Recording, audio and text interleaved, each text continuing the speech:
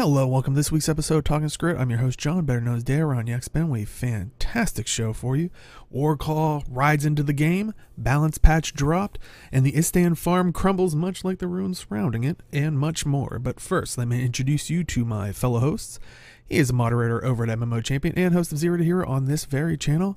With the new mount arriving, does it give him the feeling of being the kid in the candy store, or does it not even provide the change-up some were hoping for? Say hello to Jim.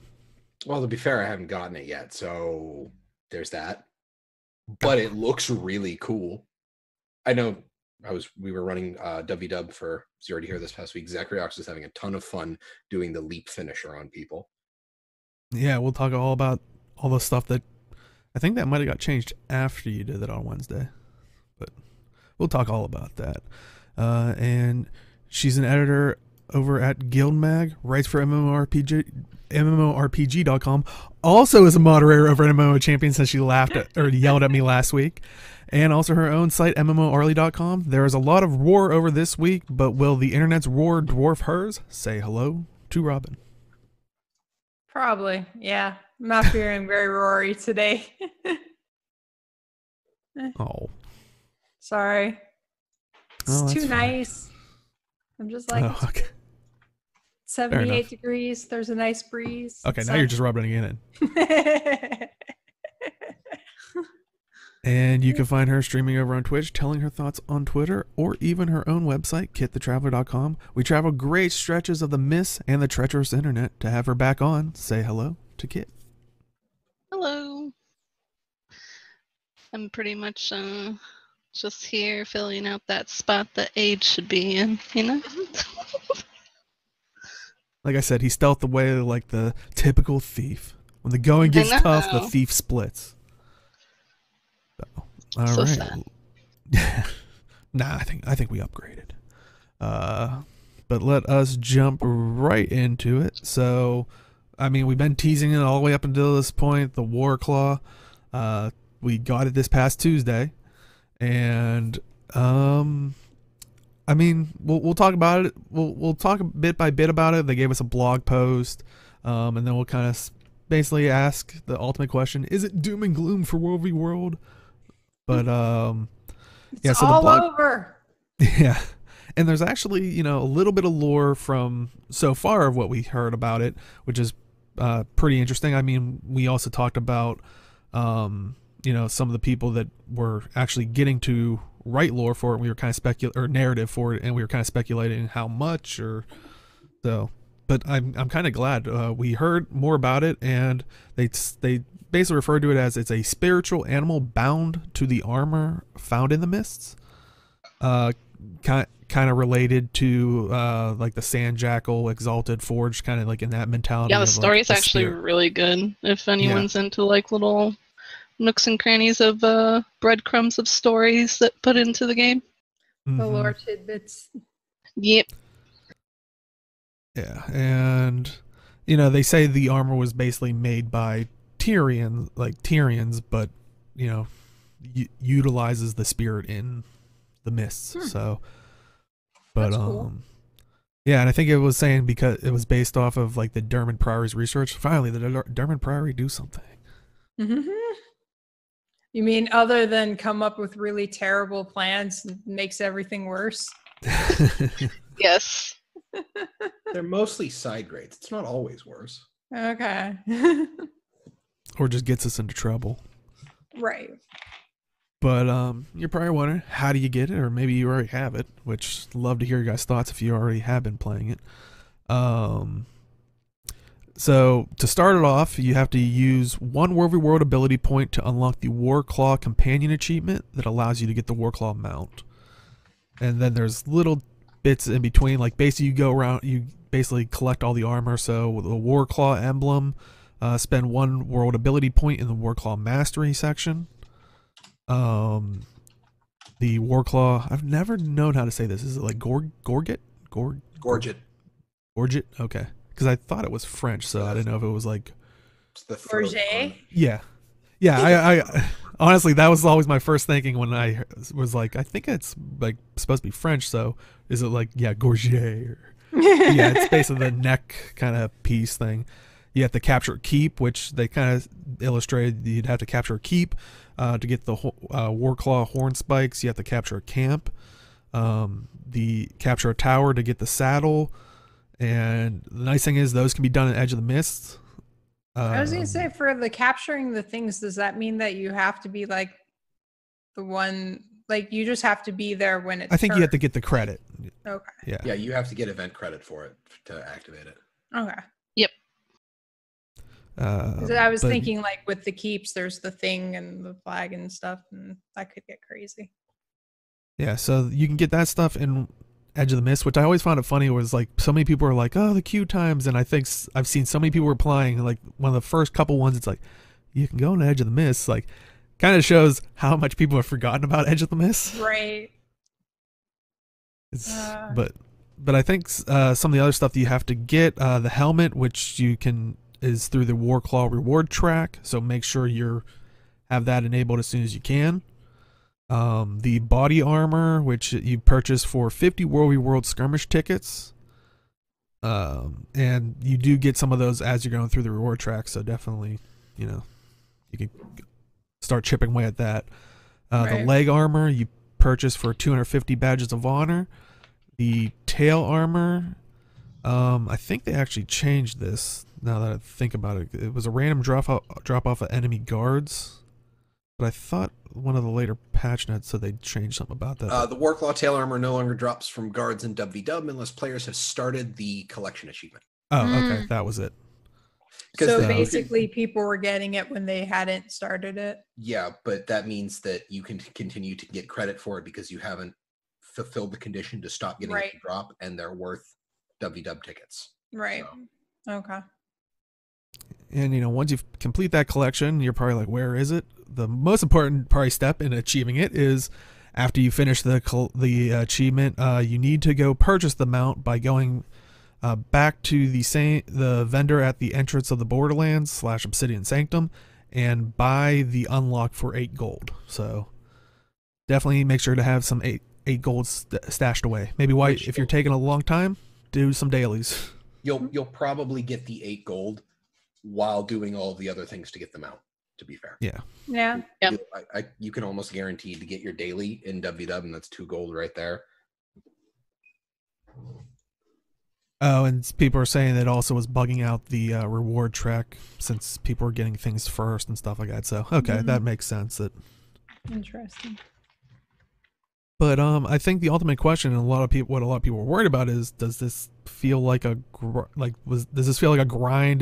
Do you guys feel like it's difficult to get? Like, no, I played WW. I want to say it was me, my wife, Zekriox, and Monica, Games Love and Life, and we were in Edge in the Mists for maybe about 20 to 30 minutes, followed by another hour to hour and a half of WW. And the only thing I didn't have was take a tower and finish the mastery track, or the reward track. Yeah, those are the only 2 things I missed out on. And I had a birthday booster on. That's the only boost I had going, and I finished 2 bars of the reward track. And I think that's the important thing to note. I think for this week, there's the double world XP that they're running as well. Yes. So if you haven't got it yet, or you just want to start putting a nice dent into it towards maybe legendary armor or something in every world, this is a great time. And that stacks with the other bonuses or most of the bonuses? It's a unique bonus. So it stacks with guild bonus, birthday booster, other boosters. So just stack everything. Awesome. I see chat saying 5 to 6 hours. Oh, go ahead. It wasn't really long, and it was kind of longer on my side just because I'm on Blackgate, and like the queues were a little ridiculous. And then on top of that, the servers went down like twice for an update patch real quick. So then you had to wait and queue again, or hope that you got in real fast because a lot of people were like, SSD drives, go! And like, but it only took a few hours. And then gold-wise, I got really lucky because I just sent a person 100 gold before buying, and I was like down to like 9 gold. And so when I went to purchase, I was like, oh my god, it actually costs gold. Thank god I have enough, because I just like dumped everything out to give some people some gold. So no, I love it. I think I'm more excited just to see what armor comes because the armor's ugly. It dies well, though. I was impressed with Yes, seeing it all does the. die well. Just it's not my style. Yeah, no, I'd imagine you'd want something a little fluffier. I'd imagine. Yeah. I honestly, a Chauncey von Snufflebottom's skin. That would Well, be amazing.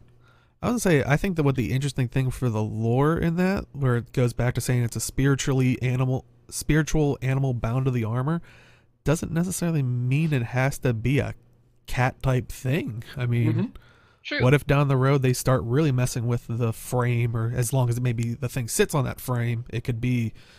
I still don't know how it could be like a Dolyak or something like that, but right. What's that? Ooh, We're not Dolyak. going to ride Space Ninjas into battle. You shush with your frame talk. I wasn't gonna go there. Not yet. We have a topic. Dolyak. And I think that is right though, because the roller beetle, like we do have the armadillo, so it could be possible for a swap on the skin animal thing. I mean, you're right. We do. I think we kind of need a Dolyak for it. It'd just be amazing because you can slam in the door and it looks natural in its surroundings because there's Dolyaks walking around with the flag, you know? Now, what if they did make I know this is a little stretch, especially like what they made the first in-game obtainable, like through the gameplay obtainable skin, and it was the Dolyak one, where basically you had to slay the Dolyaks because you're basically releasing the spirit so you can then use it as the mount type thing. Wow. I don't know if I could do that then. You have to get the full Yak Slapper achievement. Yeah, that's true. One of the skills would be mooning at the other players. I mean, they said they're open for other skills, so. I mean, it's a good mount. I know a lot of World V Rollers, well, the louder voices of World V Rollers, they're on Reddit and other places, are complaining a lot over very, very small things that can either get fixed or things that the devs have spoken already and said that they plan on fixing. They see it, you know, just try not to listen to those voices because it's actually really fun. And it's more fun now with battles. Like, now the combat's different. You like got people pouncing. I had literally 20 people from Yakspin pounce on me. It's the pop. And I was just like, holy crap. But it was awesome because it was just like a bunch of cats sleeping down onto me. And I was like, what do? Do I run? Or do I just stand here? Nope, I just stand there and took it. I was like, well, I'm dead. And yeah, you're talking about like the people complaining and stuff like that. Like I know some of the skills have already been nerfed throughout this week. Skills have been nerfed. And then we like have the building. battle mall, for example, was down. You could finish off 10 people at a time. Originally, they switched that to 3. I know. They should have made it 20. Like, come on. Yeah. I know there's a few bugs. Like Gary's a big complaint right now because people can bug through Gary. I know people can complain and they're bugging through SMC. Like, powers, they know how to like jump to the corner edges or whatever. So hopefully they can build, like, someone said a wall or something I saw somewhere that barriers. Or even if they don't do like an invisible wall or something, they could do like a no mount zone or something. Exactly, yeah, because it would suck if you can't go through there. If you're like a mesmer trying to port someone down, like, you know, port people in or port people out. How would that work if there's a wall that's invisible blocking you? So I'm sure they have the technology and brains to actually get it down in a certain way. So. And yeah, like Chad said, the other thing that got nerfed was the leap forward skill for like, or how far the Warclaw travels. The leap skill got nerfed as well. No, for the distance. Okay. Because people were breaking into stuff, so that was one of the other things that was that their way of trying to see if that fixes it? Because people are still doing it. Oh, then I guess it might have just been addressing other things and. Yeah. I have to admit, I don't want to see the AoE down, like the AoE finisher. I don't want to see that mechanic removed. The target cap, I think, is perfectly valid. The damage, and they also nerfed the damage because they dropped the damage by 26% just for WV. It's not only is it the target cap is a valid thing, but I think it's good for tactics. because I mean, I talked about, you know, the cavalry coming in from behind Mm-hmm. to finish people off, and like that's a change in tactics, which I think WW sorely needs. Mm-hmm. And then people are talking about the finisher. It's the 4th skill in the track, which is one. Let's see here. That costs 15, 40, 60, 61 points to get to. Jesus. Yeah, because it's Yeah, I mixed that out. Yeah, 1 point to unlock the Warclaw, 15 additional points to get the speed boost in territory that your server owns, 20 for the extra another 20 for the extra stamina bar, and then 25 for the downed finish. Jeez. So it's a solid investment. Right. So it's not like everybody who has a Warclaw is going to be able to do this right off the bat unless they switched all of their points into doing this. Right. Yeah, Which they do have there the are ability vendors to. there that you can. Yeah, exactly. And they Yeah. gave everybody a free one, so. Mm-hmm. But at the same time, you know, they're But not everybody's going to do that. Like, Right. True. I'm not, because a lot of my characters are literally just at auto loot, gliding, and now Warclaw. Mhm. Right. Yeah. Because that's been my focus, is like those are the 3 things that I think at this point, because when they introduce gliding, and I'm like, okay, auto loot's a necessity because I don't want to have to remember Yes. stuff. Right. It's chaotic enough. Mhm. Gliding, you need gliding because otherwise you will fall behind the Zerg. Yep. Period. The end. And now with the Warclaw, or you have over 3K spare points like me. Well, it sounds like WDW's your primary gameplay, Wispy, so that's probably why. Which, kudos to you for having the dedication to play it, because I couldn't beforehand. But I don't think the finishing is as big a deal as people are making it out to be. Yeah, Right. like I saw I'm gonna videos say- of people saying how it was ruining everything, and my question was like, well, why are you grouping up if, like, I liked it because it was definitely supposedly going to be changing up tactics for World v World, but I, Yeah. you know. But Yep. you were gonna say something, Robin? I kind of cut you off there. Sorry. Oh no, I was just agreeing that like there will definitely be people who get it right away and already have it and stuff, but like I don't think that'll be the most people, you know. Most people probably won't get it. I mean, yeah. I only had a few friends that like saved up a bunch of daily pots and just popped all those and got it all done within like a bit. And I didn't keep any pots, so I had to do it like normal way. It's not hard either way. Yeah. And you know, I know a lot of people were concerned because these mounts, like you guys were saying, originally could down 10 people, but now can down 3. It's like, oh, they're so powerful. It's like they have like kind of less health than I think most World v World characters out there. I mean, Yeah, it's not a lot, so I don't understand why it needed to be that big. But also, and I didn't realize this until I saw some people start posting about it, was at least for the ballistas, they actually have now the ability to knock people off mounts. Which yeah, I was gonna say, do you guys like this idea? I mean. Yes. Oh, that's a great idea.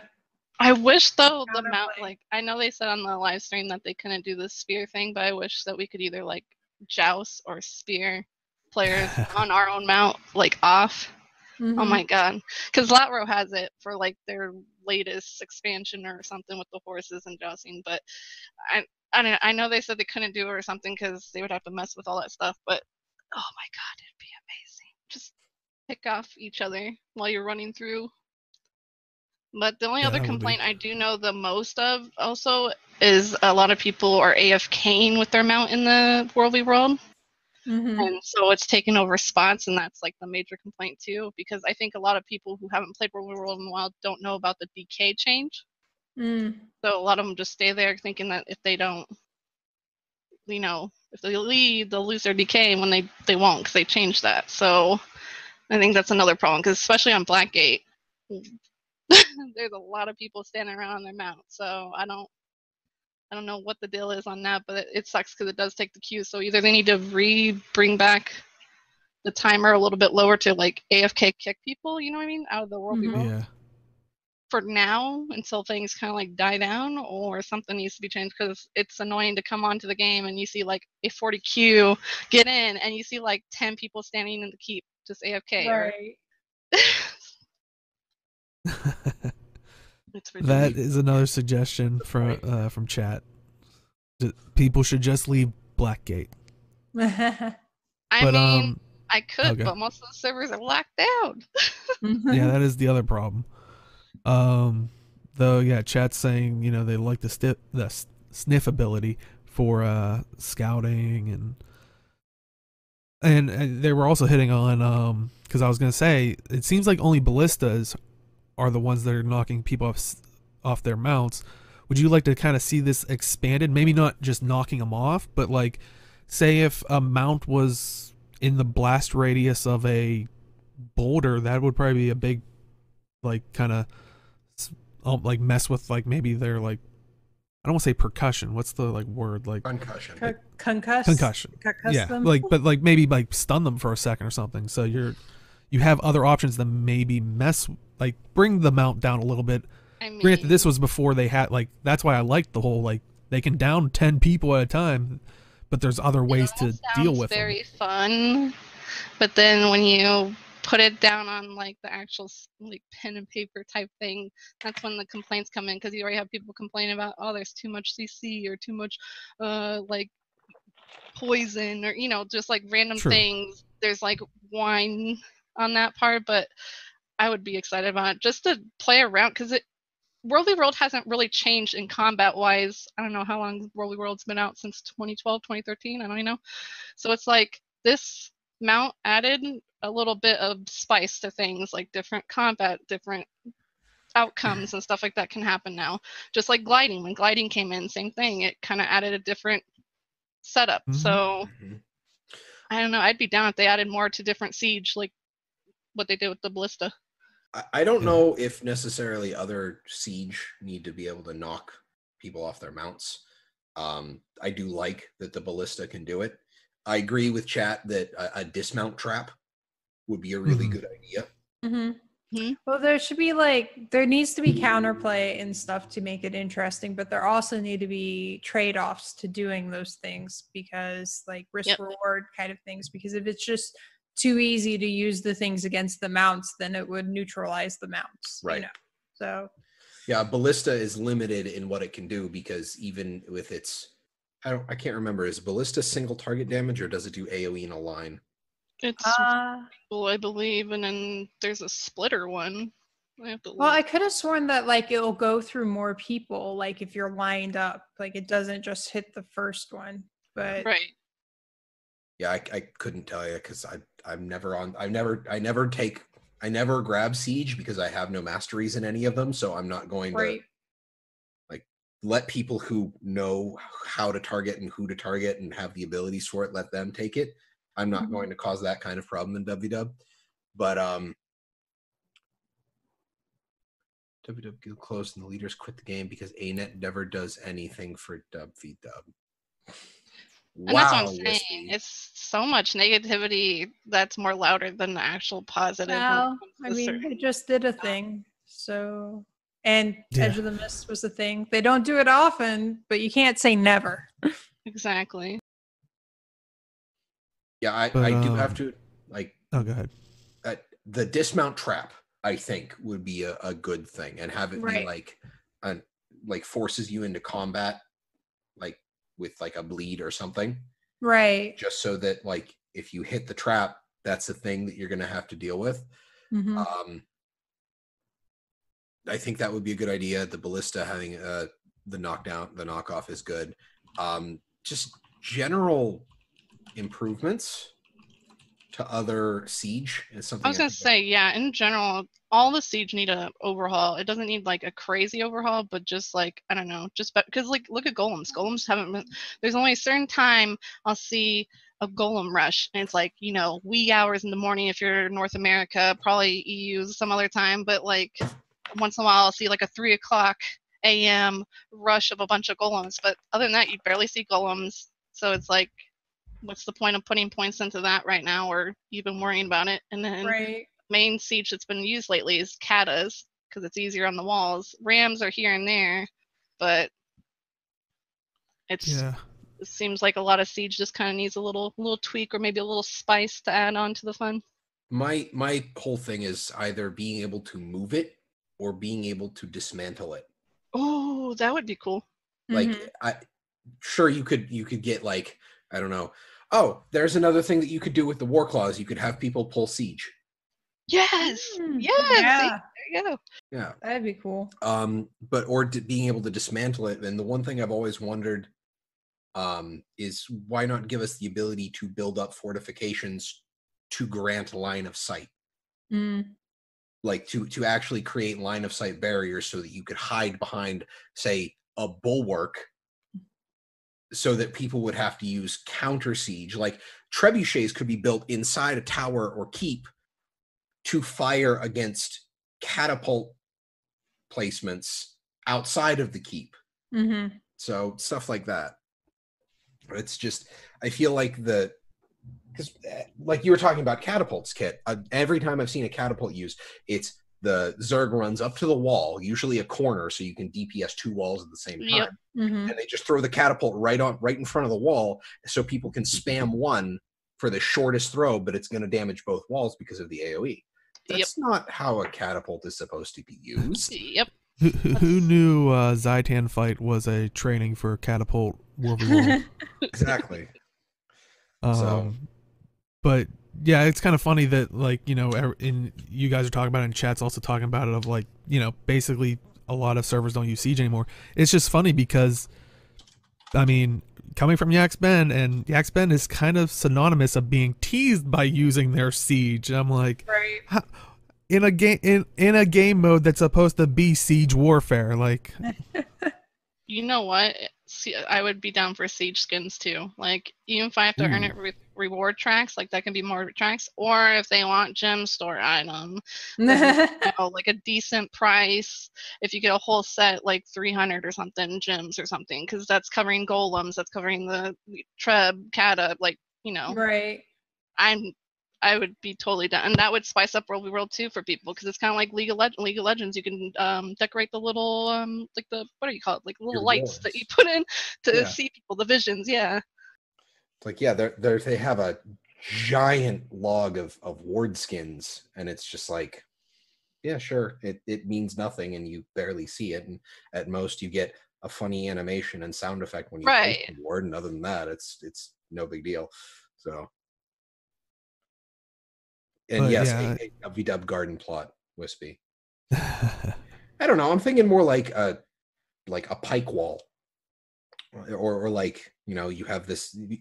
Think about all the like the iron plated walls in the Black Citadel. It's like, think about building up like a hastily constructed barricade that looks like a char just riveted it all together on a battlefield. That would be pretty cool. So, and it would take damage as like. AoE hits it, would probably take more damage from siege hitting it. So, you know, it'd have some. It's kind of one of those things like when they put the shield generator into WW. Is I thought the same thing. Is that's a defensive siege item, and I think they need more of that.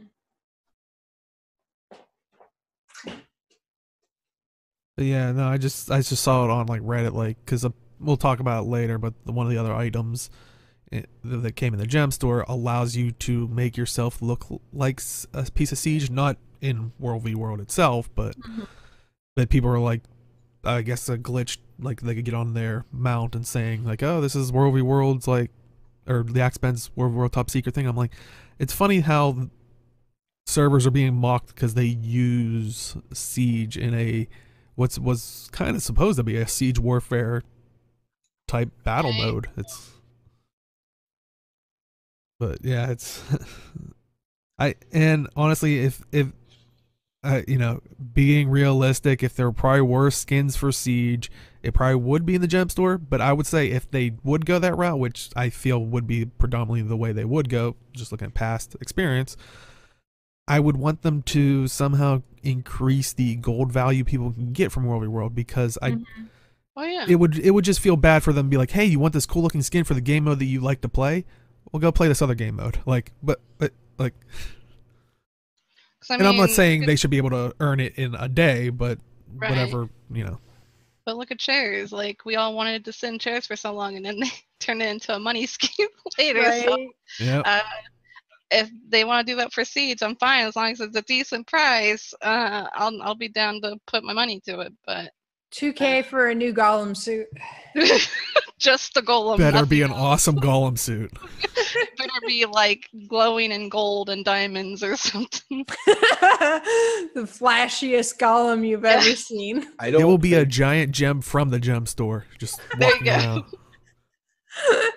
I don't know if I could justify 2K gems for a. But then you'd be caught real easy because you're not supposed to be bright and glowy because that's how you get picked out the easiest. So if you've got a goal for 2K, you Or- better Or if That's it is a 2K, distraction. if it is a 2K golem siege skin, I want it to, when it's like shooting things, I want to shoot gems. I want them to feel the money I spent on the, like, I want to shoot them in the Right? face with the money I spent. That'll probably be taken out of context someday. Inherently add bleed damage to all of the golem's attacks just because of the sharp edges. just put Thanos' Yeah. blood on one of your hands so that you can see anything in your path. Yeah. Uh, Oh, there you go, Rena. You are welcome. we did all the work for you. It's just Yep. easy. Yeah, you just now. got to do the easy part, the art, right? And then flick the switch. That's how development Right. works. That's Yep, that's it. That's all that happens. Oh man. It would give the World We World players, though, in general, if World We World players feel like they don't have enough updates or nothing, even though they do slowly get it, just like every other content. This would be another way of being like, hey, we're looking at you guys, we're listening to you guys. If they added like some other things that could like environmentally look cool for your World We World or make you enjoy it more, pleasing to see or whatever. So I'd be totally down if they would do that, but we'll see. Mhm. I think right now the feedback has been mostly negative or barking orders at the devs that I don't know if Yeah. World We World's gonna even be touched for a while until Mhm. alliances happen. Well, I was gonna and, say, and I think that's going to be a I'm big sure- hurdle for them. Is like, Right. Well, it's not like they're not working on alliances and they haven't been working Right. on it since before they even announced it. It's not a small thing. And like the other thing is not just making a thing happen, but something like this, you have to think about like all the possible ways that it could be used badly or to negative ends and stuff, and kind of try and design for that as best as you can. And there's just many Well, and things that's the thing. You can about. probably think of it ahead of time, and because I know some people that was the first response when the Warclaw travel, like the leap thing, was able to leap into some of the spots, and they're like, "Oh, clearly they had no one testing it." Like blah blah. It's like, no, you guess what? They probably couldn't test every square inch of the Yeah, map. They probably Right. weren't sitting there purposely like Well, like plotting to find the best easy route to get in because right. Yeah, it's and like, you I'm sure only it was a have lot so worse. many people doing QA and stuff, and it's not nowhere near the same as having hundreds of random people being like, "Oh, I wonder what happens if I do this." yeah. There And they're is definitely no- not going on a full-on scale of like a normal gameplay. It's usually just a small group of them going against each other trying to make sure Right. everything's working. There is no test like live. Mm-hmm. Exactly. That's the downside of this game. I kind of wish there was a alpha or beta type of thing for just certain modes. It doesn't have to be like, yeah, maybe for just raids only and for World v World or PvP, not like the actual story stuff, so that no one gets spoiled, but it'd be good. Yeah, that would be awesome because that would give them a larger thing to just see what people do with it when they Then get their people can hands test on out skills better. This will help Mhm. people with the nerfs that happened recently. it. Mm-hmm. Which, I mean, we'll definitely get to the buffs and nerfs because now we talked about it last week, but now now people got their hands on it. But I think I like kind of want to ask the question of, like, in chat, I'd love to hear your guys' thoughts because it seems like you got a lot of time with the mount as well. Do you guys think this was an overall win for like World v World in the mounts, or is it like doom and gloom, the game mode's dead, whatever the World versus internet World says? is dead now. It's dead. Nobody's doing it. Like the whole thing she was saying about queues, it's not true. There are no queues. Nobody's playing. It's Are you lot. trying to lower your queue in the server? Like, yeah, no one's playing it. Just don't play it anymore. Don't check. Don't bother. uh, Yeah, I think it's a great idea. Mechanically, I think the mount is sound. Numbers can be changed. I mean, like we were already talking about Battle Mall. I think it's a good thing for, like Wispy just said in chat, it's a good thing for the game mode. Mm-hmm. Anything to force people to change their tactics in WW, I think, is a fantastic idea. Plus, it brings in new people who haven't touched World We Rolled in forever or at all for any new players. So, like, maybe they tried it beginning when World We Rolled came out and had a bad experience. Now they come in and they're doing this, and then they find a new batch of people and have good experience. Like, it just depends, because it's been a while, and when I was playing the day it released, there was a lot of new faces. They're like, I'm here for the cat, but then they also like the people in it, and so they joined the guilds that were in the World We Rolled. So I don't dog it. I love it. I just hope new skins come for it, because I'm not a fan of the skin. Also, I heard there's an NPC in Lion's Arch riding around on one of them, which is kind of cool. It's another way to get it out there so more people see it and be like, oh, hey, what's that? Where can I get that? Chat saying they had reservations, but they wanted to see it implemented first, which is fine. Yeah, you should be concerned about like how something, and we were expressing that too, of how could it change the meta and the tactics, and I think it started to, and it scared a lot of people. Yeah, and a lot of vets were getting upset some over things that are just like not important to get upset about. Like, it's something they'll get over with. And I think it's just the change. Change is always gonna be a good thing or bad thing to each person. Like, some people will like it, some people aren't, and that's just gonna be how everyone's gonna have to get used to it and go from there. And the people that aren't will be found under my Warclaw's paw when I stomp them. But only 3 of you at a time. But yeah, any other thoughts on the Warclaw in general? No, just it's a good end. Props to whoever thought of it and brought it in. So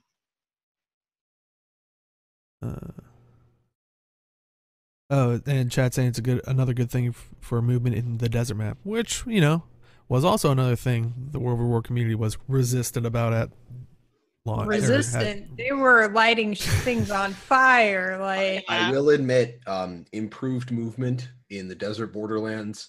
Yes. I'm never going to say no to that. Yeah. Yeah. But I know that the desert borderland was made for World We Rolled gliding, but it's so much better with the cat over the gliding. I don't know why.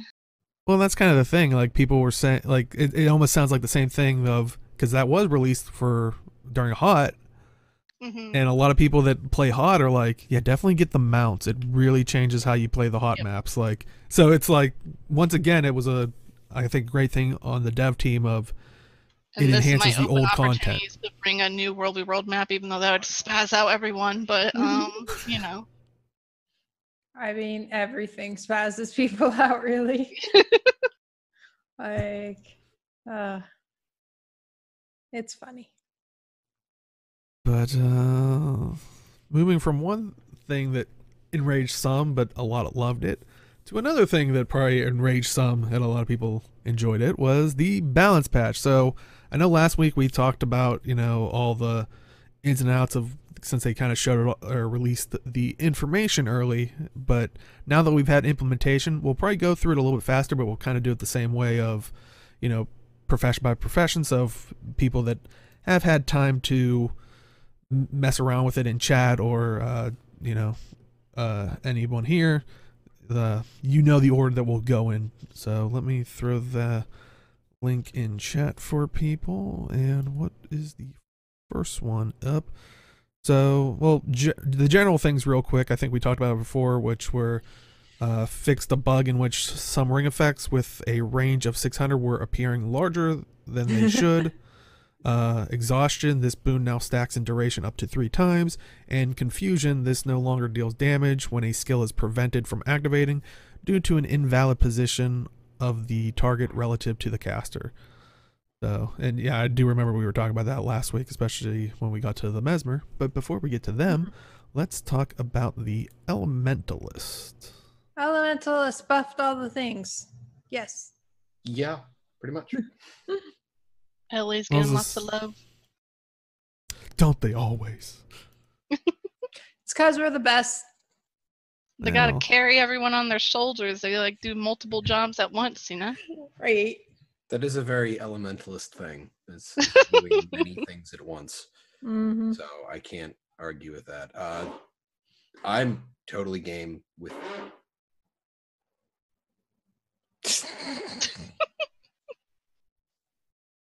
I think everything's okay. I haven't heard any yelling or cursing. So, 10 target Ellie Tempest.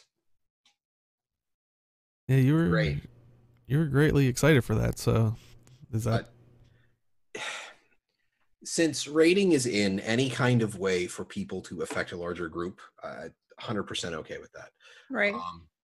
The 10 target effect, honestly, Sand Squall by and of itself affecting 10 targets. I think that this is kind of them trying to remove the you are responsible for the raid's boons from Chronos and kind of shifting it to other people so it's not all on a Chrono to do that thing. Mm-hmm. And I think that as much as it's kind of a double-edged sword, I would say, for Chronos, because they're removing the necessity of a Chrono, but also reducing the workload of a Chrono. Mm-hmm. So honestly, I think anything they do in raid design that removes the necessity of a spec, I think is good. Mm-hmm. Because the way that the game is designed, I think having a particular spec that is necessary is a bad thing. Yeah. Just the way like Guild is designed. Like you're saying, it's a spec. It's not necessarily a class itself. Like having like somebody fulfill that specific thing being needed is kind of problematic for the way they generally want to design things.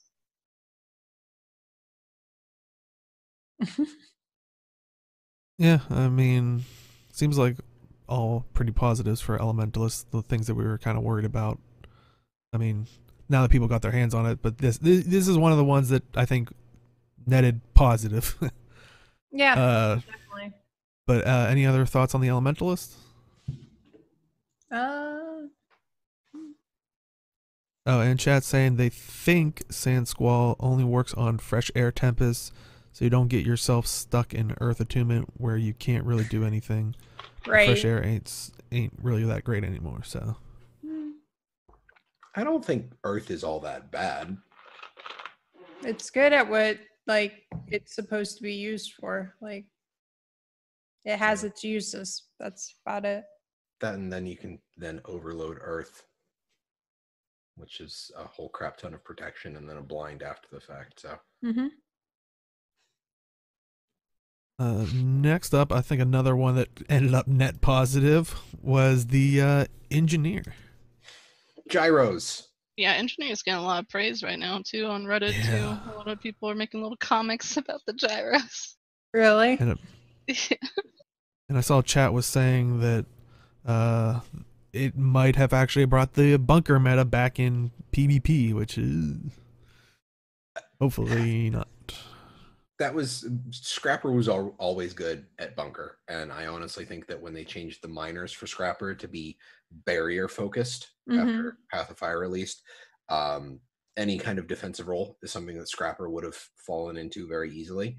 With gyros, which for anybody who hasn't read the patch notes and hasn't run into a Scrapper in any kind of competitive mode, gyros are no longer an entity that you can DPS. They are just a little particle effect. It's an AoE that is attached to the Scrapper. I think that we'll need some numbers changes after the mechanics change, but I mean, there's nothing wrong with that. Mm-hmm. Yeah, that was the biggest shakeup for the engineer, I think, was that it's no longer an entity, but the gyros are basically just always around the engineer. And I know chat, I don't think they're here today, but I know chat last week was saying it was going to be a great kind of commander type thing for World v World, which, I mean, perfect time to get a lot of practice with it. So if you were out there and got to try that, let us know how the engineer fared as the new go-to commander. A lot more sneak gyro usage that I was seeing while I was in WW. Yeah. So. Oh yeah, they were giving super speed to golems. Chat is saying for, oh boy. See, look, people are using the golems. Proof. But yeah. Any other thoughts on the engineer? Nope, it deserved what it got for sure. And next up, we have the Guardian. True shot buff to 1500 range is amazing, and it makes me laugh. Yes, I agree with this. Because a 5-target piercing shot through enemy Zergs on a burn build, God, I was having fun with that. Yep. Because my entire Guardian build is based on AoE, Justice passive procs, and also applying Cripple with that. It's just picking off stragglers in the pirate ship meta and just making it easier to catch people and kill them and whittle down the enemy Zerg. True shot, just kind of blitzing through an enemy group, is really satisfying. So that's the only change that I really had any experience with Guardian, and I loved it. So yay.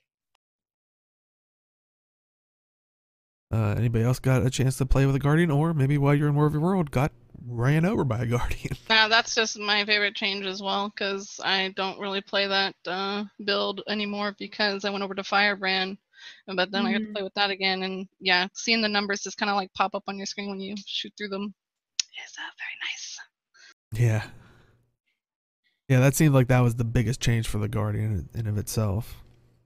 Yeah, and I like some of the bugs that they fixed as well. So Guardian got a decent deal. I'm not too disappointed or angry. So. Any other thoughts on Guardian itself?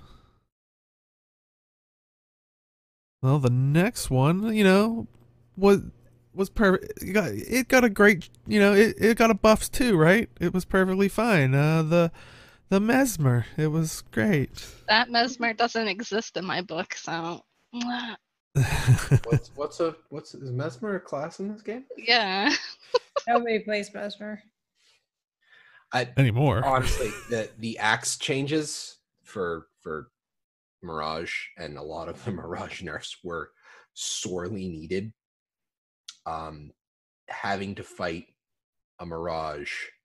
Sorry, Savage. I'm sorry. I just feel that like a lot of the Mirage nerfs were very necessary. Fighting a Mirage one-on-one, it's one of those things where it's like sometimes when you know the matchup, you realize that running away is your best bet. But when you see a Mirage and it doesn't matter who you're playing as, you know that you need to run away. Yep. That's a problem. Having no... I resent that. Trust me, if I'm on a Mesmer, you don't have to run. I'm just as confused as you are. You're not supposed to self-apply confusion, Deo. Yeah. I'll be like, haha, I'm fighting. Wait, that's my clone. But that's... other than that, the chrono changes. I had mentioned earlier that elementalists were picking up some boon share and boon extension time. Chrono got a little bit of nerf to Signet of Inspiration, and then some well changes. Well of Recall got a cooldown buff. Tides of Time, which is the Shield 5, honestly, I think this is a much better change, is the shield wall goes out and comes back in to where you cast it. It doesn't try and like predict where you're going based on movement. It goes out and comes back in a predictable area. I think that's a buff. Really? Because yes, I absolutely think it's a buff because it's more predictable. Because the system would try to predict based on your movement and your movement speed where the shield wall should come back to. And there were some edge cases where, and I really shouldn't say edge cases because I felt like it happened a lot when I was playing. I messed around with Chrono for a bit. It felt like on the return trip, if I say got super speed or changed my movement as the shield was spinning around at the end point of its travel, that it would just kind of go off in a direction and I had no idea why. So having the predictability of knowing it's going to come out, it's going to go out, it's going to come back in the exact same path, I honestly think it's a buff to the skill. And additional alacrity from it, because it used to be quickness out, quickness in. Now it's quickness to allies going out and alacrity coming back in. Oh, okay. So you get more alacrity on a chrono from another skill. Interesting. Yeah, that actually could be interesting, especially if you use it in a raid or something. Like, as it goes back, it's passing through everyone, so. Oh, okay, Savage. It was less janky when it wasn't ground targeted. My problem has never been with the direction on its return, but with it flying off in a weird direction when it goes off in the first place. I'll admit, facing skills were always a little wonky. Yeah, I think that's just because, in a general sense, most people expect anything that's an AoE to have some kind of targeting to it. Mm-hmm. So I think it's better as a ground target skill, but I understand your problem with the wonky targeting there.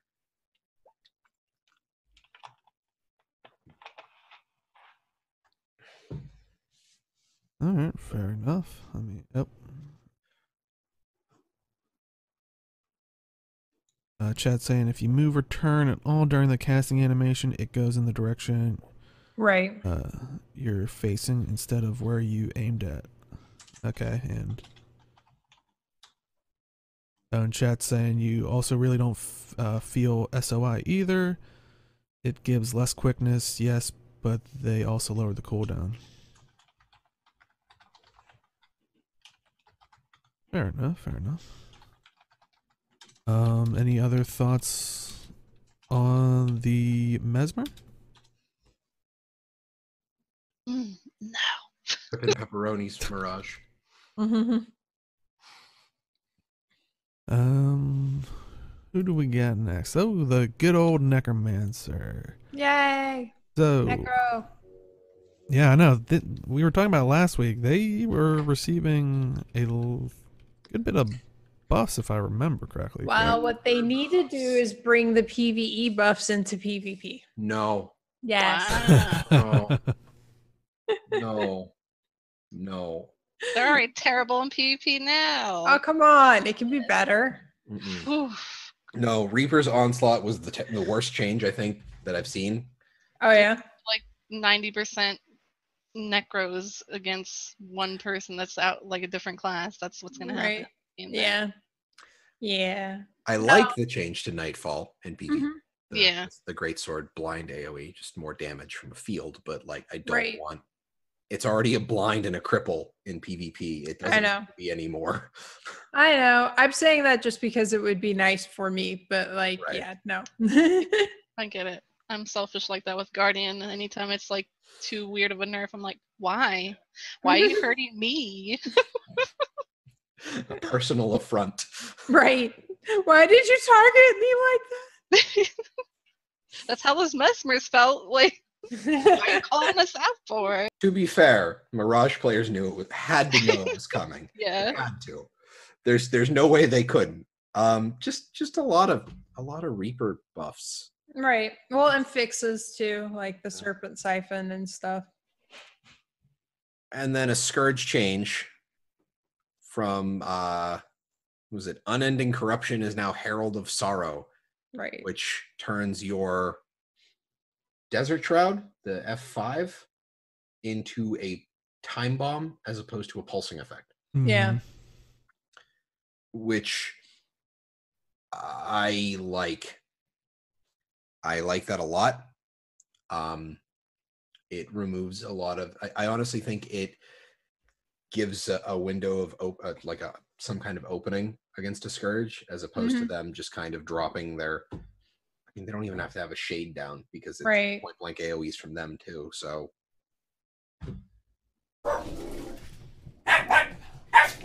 Bark. But yeah, other than that, I don't think there's anything too terribly weird about the Necro. No, they're good changes.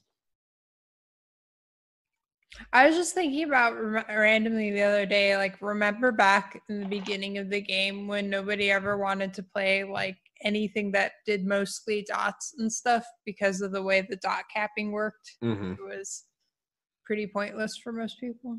And like now, how different it is now. and now it's like, oh yeah, play a Condi class, and it's just like, well, honestly, my biggest problem with Scourge is, again, I'm going to harp on, the fact that both PvP modes in Guild Wars 2 are both zone control PvP modes. Right. Necro is a zone control specialization. Right. They're going to be inherently strong in WW and PvP. Yeah, it's kind of like the same way with Dragon Hunters when they were first put in with the traps and stuff. Well, that was because the trap's dazed with the trap trait. Right. And you could just kind of lay a nest of traps, and then the skill, because the CD started on use, and then you could just wait, and then in the middle of combat drop another trap and get the daze again, and then just rotate through your cooldowns again. Yep. And Savage, yeah, I remember the Shroud skills when Reaper first came out. That was it was good. No. It was good. No. Don't listen to Robin, apparently. She plays a Reaper, so she's like, if any time to harken back to the OP phase of Reaper is just something she's totally cool. But like the whole idea of the Reaper was like a horror creature like hunting you down and like slashing you, and it was great for that. It was perfect. It was perfect. The only problem is it was too easy for them to get. You know, it'd be cool if they would change the effect of Reaper mode just a little more and like make your feet disappear and you turn in like a Roby like actual Reaper. And then that'd be cool. People. Like kick it up a bit. Yeah, that'd be awesome. That is Adventure Runeweaver. He was changed. But I was say, well, while I walked away, I was curious. I was going to ask for any of the people that actually played the Necro. I know people were saying that they were excited for the change, like we were talking about, because it would make it more skill based. I wonder if the Necro players out there, do you guys actually feel that, or would you want it back to the pulsing? Well, I'm sure they'd want it back to the pulsing because it's just easier. Well, I mean, some people like the challenge of it. Right. I think anything that removes, honestly, anything that lessens the amount of AoE corruption that Scourge can put out, I'm okay with. Because I think they're way too oppressive with the amount of corruption that they can do. Yeah. Herald of this change still gives the same corruption that they had with Unending Corruption. So you still have the same amount of boon corruption. It's just not on the pulse. It's at the end with the explosion. Right, and you have to time it and position yourself well and stuff. But any other thoughts on the Necromancer itself, or? I don't really play much besides the casual Minion Master because that's old school Guild Wars. But I think it was a pretty good change. I don't think the whole go into PvP though. Does it really count as playing if you're just AFKing in ore?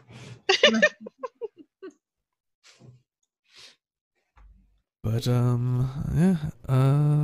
next up we have the Ranger. So their big thing was they were getting a change to how the spirits were going to work, correct? I heard it was pretty decent though. Like Solby stance nerfs and then a spirit mechanics change. Yeah. Which now you can focus on healing the.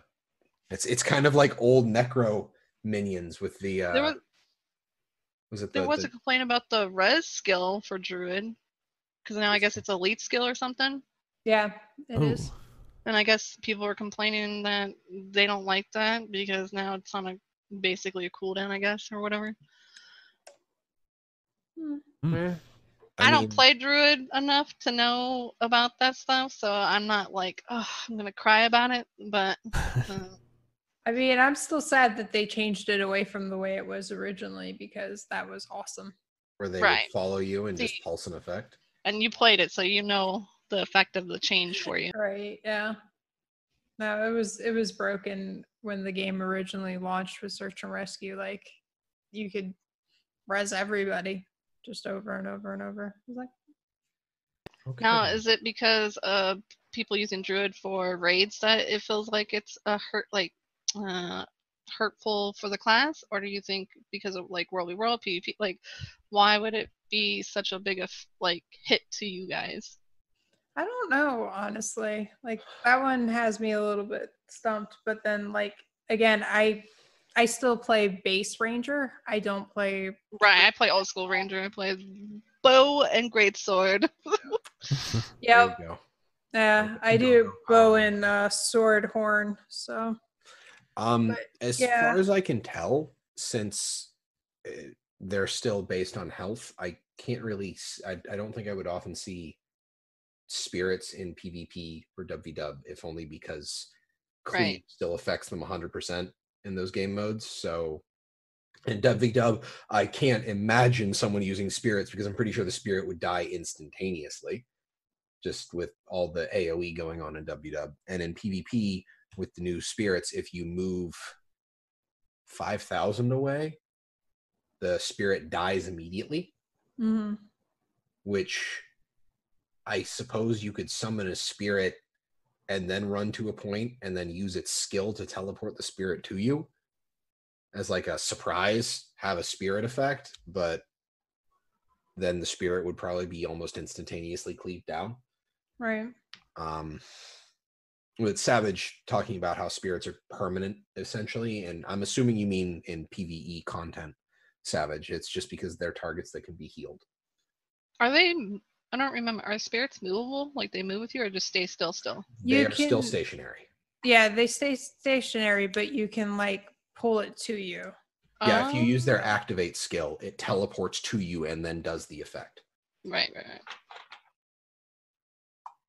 And chat's also saying you tend to see soul beasts in War v World, but roaming because they are somewhat overpowered in that aspect. I only use soul beasts in World World just because it helps with like when my pet would get hit, it would slow me down. So now with me being imbued with my pet, I'm not like slowed down as much. I can like get the hell out if I need to. Right.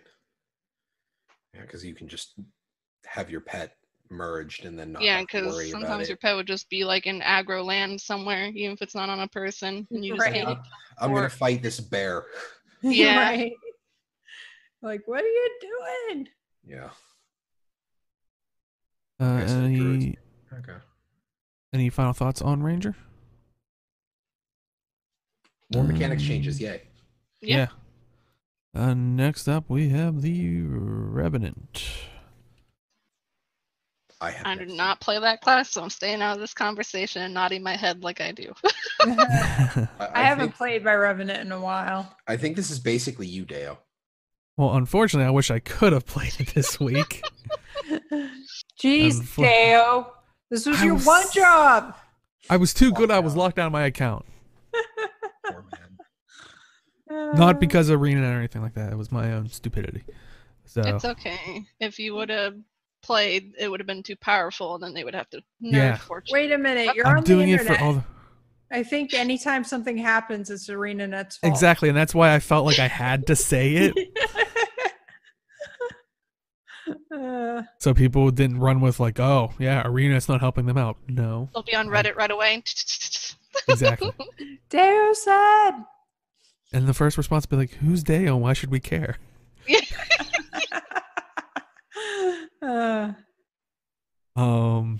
But yeah, I was definitely excited for it. I was actually planning on maybe one reason was because I was going to join Jim on Wednesday when they were going after the Warclaw.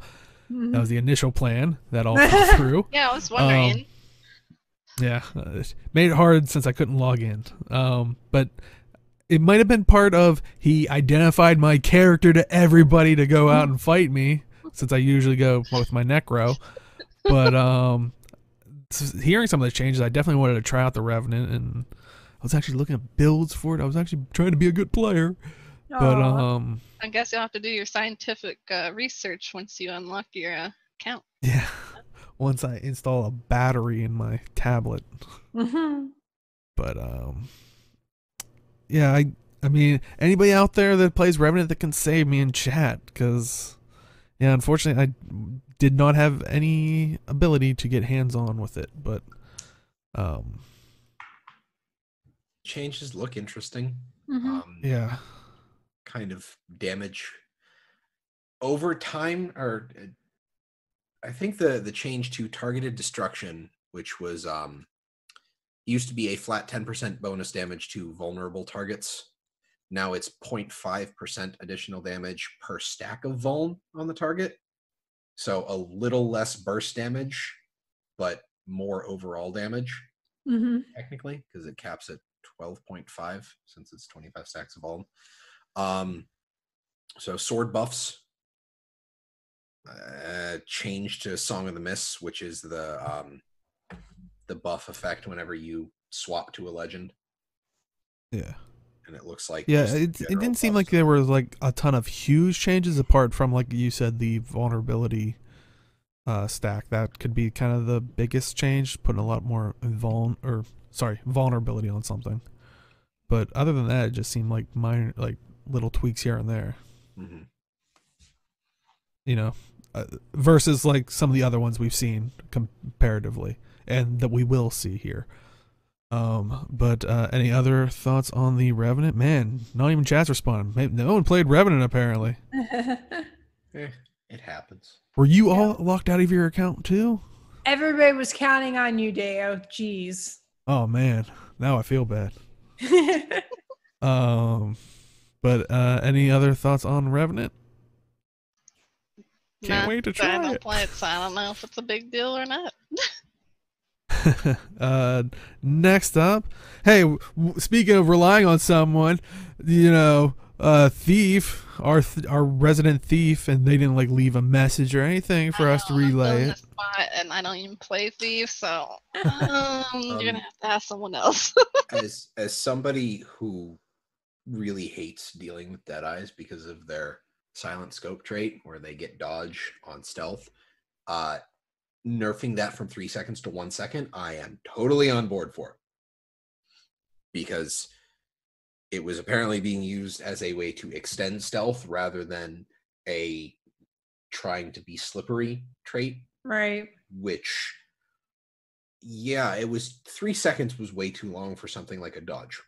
Yeah. Especially since you have so much mobility on a thief, because you dodge and then short bow 5 somewhere, and it's just like, where did he go? I don't know, because I didn't see him. So just I like Thief because it requires you to be on point with your usage of skills. I think that anytime they have an unnecessarily long duration to their defensive abilities, i.e. stealth,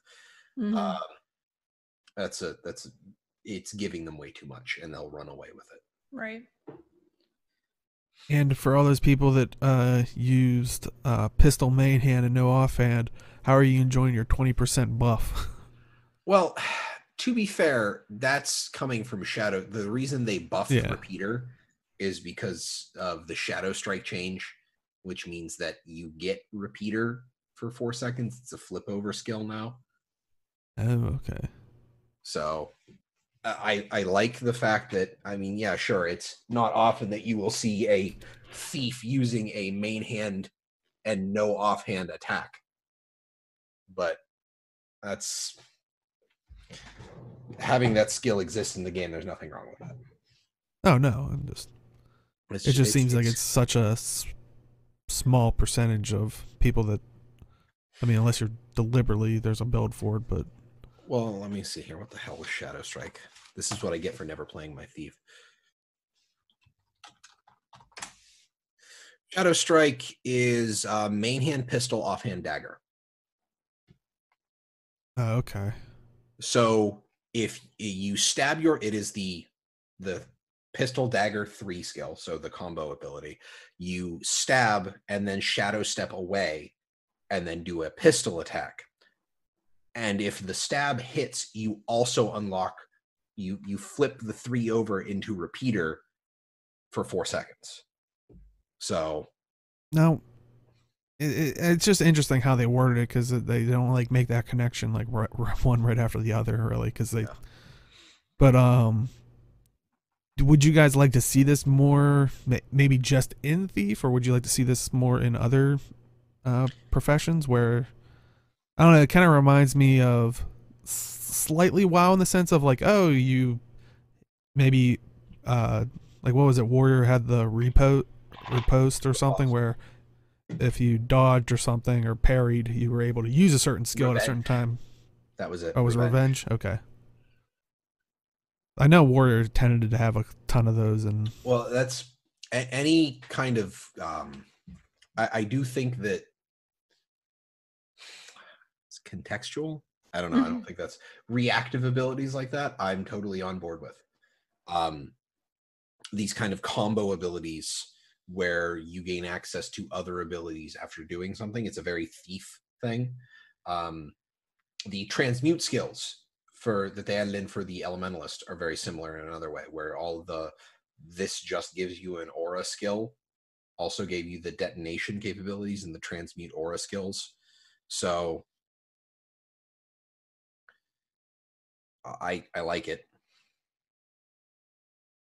So, and I don't know if that would be good for Weaver, Wispy, primarily because those dual skills for Weaver are designed a bit differently.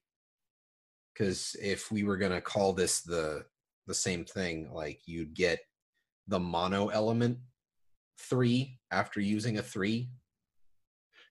I think that would be the effect, and that would give access to a lot of barrier, a lot of burning, a lot of healing. It's just, it would be a different class, but some kind of chain. Yeah, it would be bad for Weaver. There would be way too much power creep there. But this for Thief, I think, is decent, especially since they have to try and support, since they have the dual skills with the Thief. They kind of have to support the different main hand offhand combos, and this is a good way for them to do it on Thief. Any other thoughts on Thief? Well, last up, and what probably received the biggest change that I think probably everybody's happy with, the Warrior. We no longer pick up their freaking banners. I was more happy about the nerf to the no fun zone. Yeah. I was happy about the banners. I was happy about both. I mean, the banners are cool, but like the nerf to no fun zone, I'm totally on board with.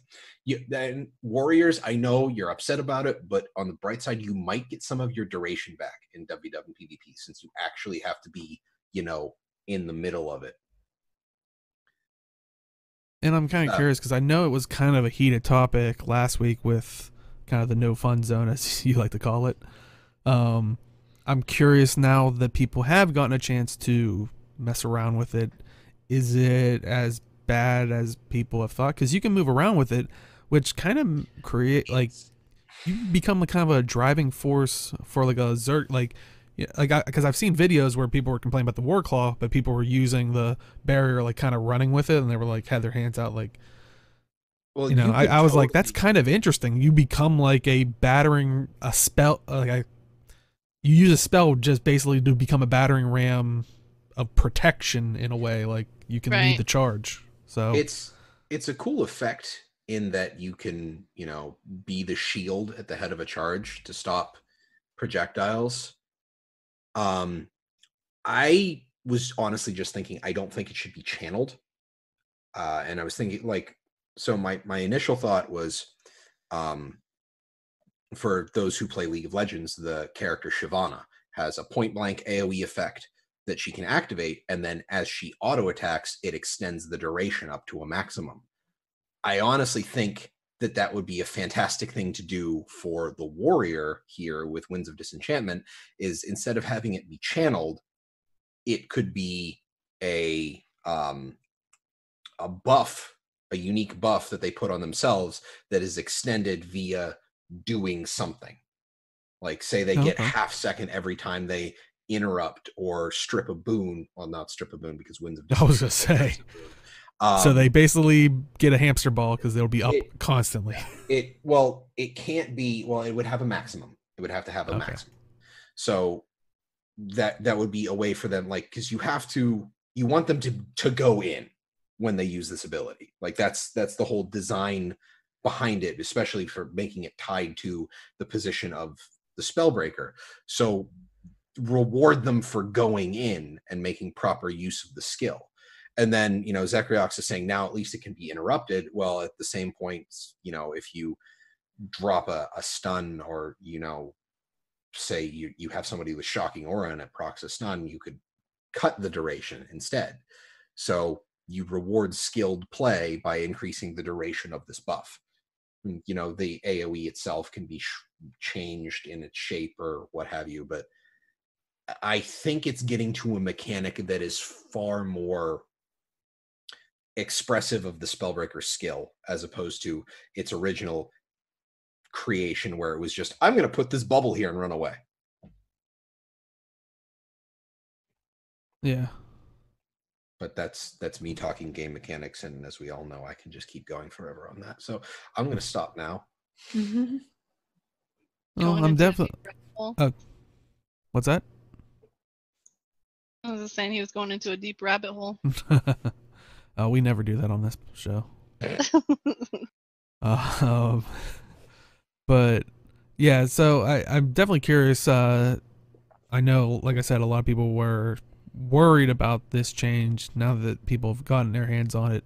Like I said, I think it mechanically looks cool. I have not personally had a chance to mess around with it or hear people that got to mess around with it, but the other big change from the warrior was the banner skills rework of, other people can't pick it up anymore, but they did get a little bit of nerf of reducing the stats from them.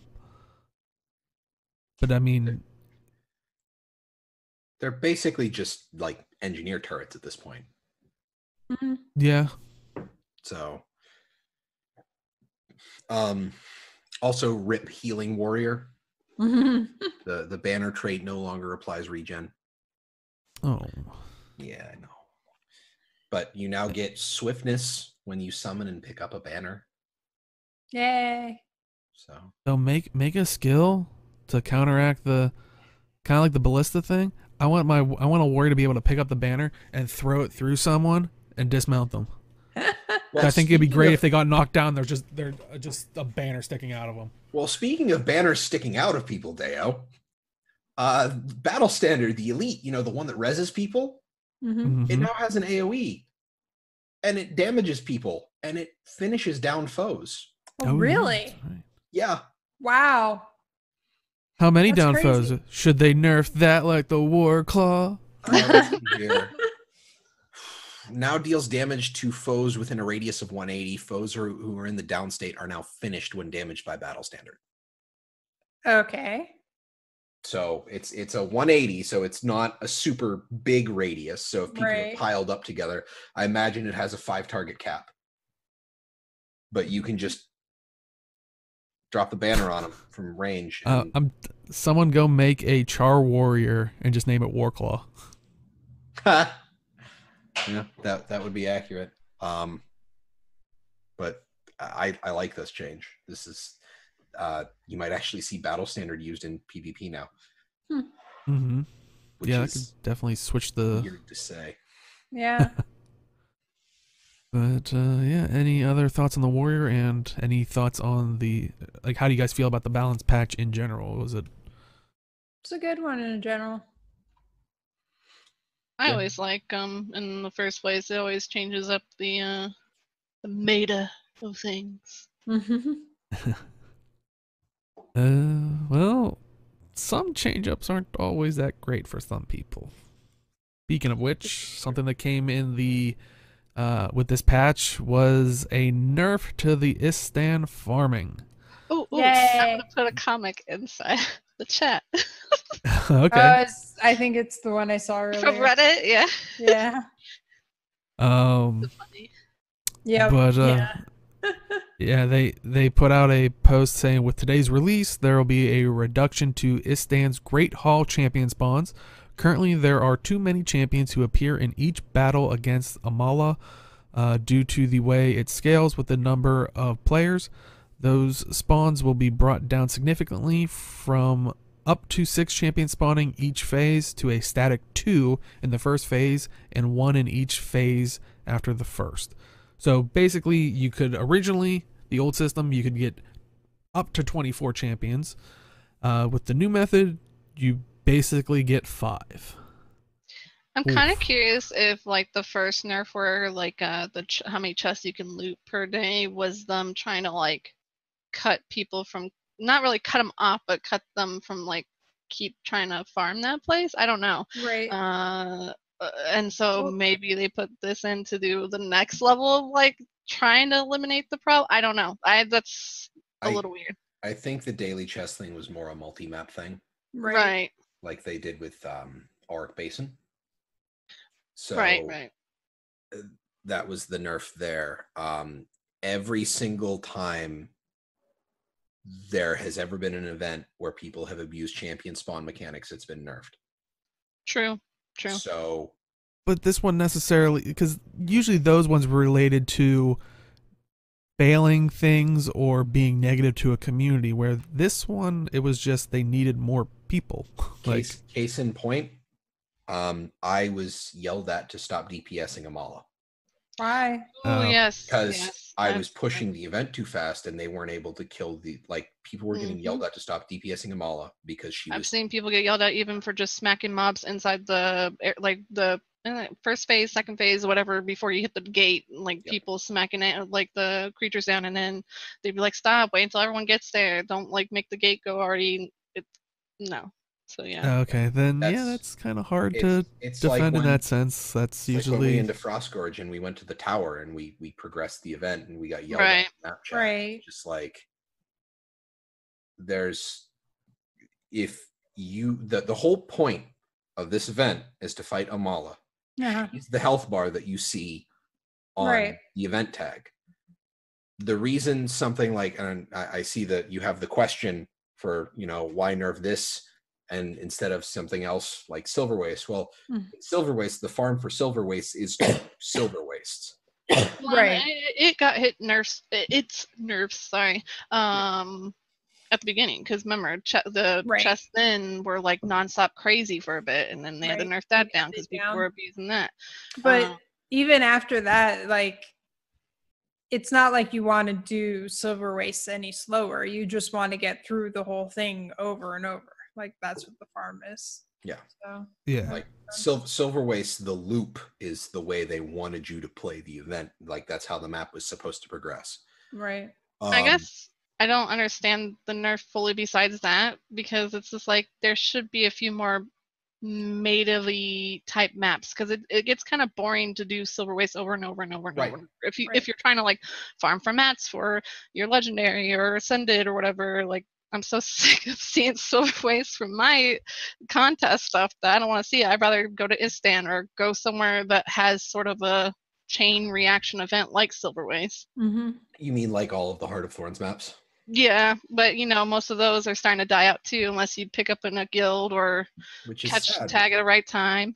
All of those maps, that's why I've been kind of disappointed that we have yet to see a Heart of Thorns style meta map in Path of Fire. I think the expansion is missing that. Right. Well, it's partially because a lot of people complained with Hot that the maps were meta maps. I mean, so they moved away from it. Maybe one or two. They don't have to do every single map. That'd be nice. I was gonna say, I think we always bring it up is it seems like Heart of Thorns, they swung too far one way with all meta maps basically, and now they swung too far the other way. It's hopefully they find that middle ground of, what's the Mouth of Torment? Is that the name of the place? That's one of the zones. Name of a place, yeah. Yeah, and that could have been one of the smaller areas. Progressing with the Order of Shadows, Shadows, right? Mm-hmm. It's a long time in there. Progressing through attacking that with the Order of Shadows, that could have been a meta map. Right. So like that was one of the things I was hoping for, is like 1 or 2 meta maps with the release of Path of Fire, but everything else more old school Guild Wars 2 thing. So I think that's one of the things that this is missing, and they're going back to these old metas of trigger an event, start the meta, and you know, you get yelled at for triggering the event, and you're just like, I'm just playing the game, what are you yelling at me for? Right. So yeah, I was not aware that, you know, people were getting yelled at from it. As soon as you said that, I agree with like chat. Oh yeah, it is one of those started things. when As soon as you that get yelled map at, came it's gonna get nerfed eventually. It always has. So yeah. I wish they could do something to get more people back into the hot maps, because like, one, those were fun. I enjoyed them. Or if you need also collections done, like right. Yeah. Well, like I need to finish my map complete in Dragon Stand so I can finish my Chuka Trumbull. And yeah, that's even the hardest one too. I can't get into the areas I need unless we do the event. And like, I'm finding people who are doing the event getting in a map where it's actually being done has been really difficult.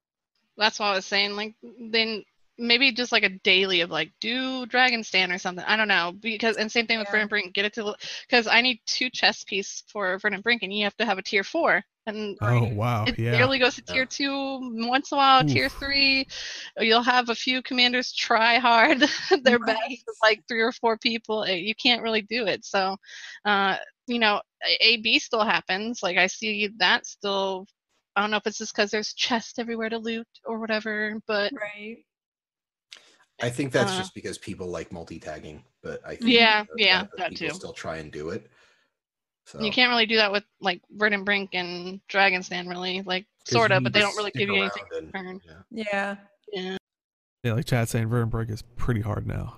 It was pretty difficult originally, but yeah, now you saying that probably makes it somewhat impossible. Yeah, like if they would just add like a day, like they have the daily like log from Maguma or something, or like add like events in there, like Jormak, do Jormak for the day, or daily go do the AB thing or something, and that would help people who are trying to do collections for legendaries, collections for any collection for armor, and they can go quickly try and get in, get their stuff or whatever. Yeah.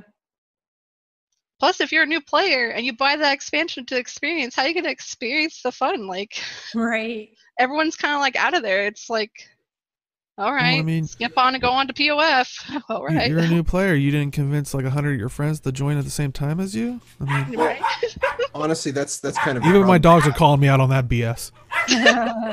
That's one of the problems I have with them adding new maps with every chapter of the living story, is that you're just stretching the player base farther and farther, so there's less of a reason for people to go back into the Heart of Thorns core maps.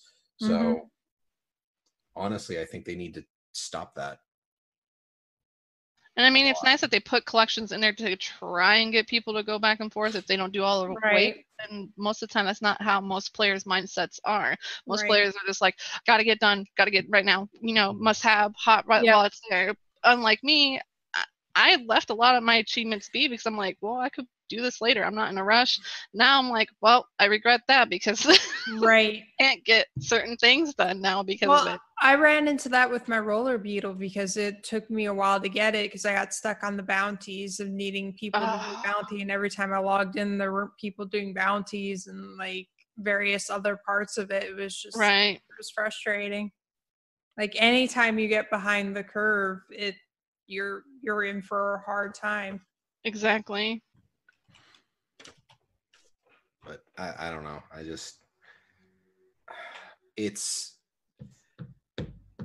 don't know. People are always going to find the most efficient farm. And anytime you add, like, honestly, I thought I didn't have a problem with Silver Waste existing for the longest time. I know it can get a little tedious, but honestly, I've always thought of Silver Waste as one of the best places to test a new build. It's a definitely happy balance too, because you can just basically mindlessly run around tagging anything and everything and be fine. Here, it's like you have to go across to do the inner part, or you have to go. What is it? The other event that happens there, like that's locked for a bit. I forgot what it's called, but the Skritt tunnels. Oh, the Labyrinth. Yeah, Labyrinth. Yeah. It has a good flow to it for Silverways. Like you've got the path up to the Octavine, and then you kill not Octavine, Vinewrath. I played way too much Auric Basin apparently. Right. The Vinewrath, and you've got a variety of bosses to fight. So it's like I like fighting this boss, so I go to this lane. Right. And Wispy, the one thing I miss from Guild Wars 1 is the whole being able to go to EU, NA, Chinese, like any district, and be able to hop into one that's full or not. Mm-hmm. That's the one downside is like, yeah, I get told like a lot that even for raiding, like either raiding for EU is more popular than NA, or like Fractals is more popular on one side, or like a certain map is more popular on one. So it's like, that kind of sucks because I don't want to have to transfer just to get 2 chess piece collections done. Right.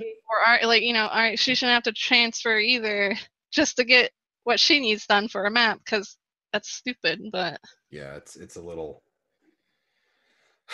Magnus. It was hard to get people to do Vinetooth Prime in the first place, right? Because getting people to do break bar damage was apparently the hardest goddamn thing in the world. Oh yeah.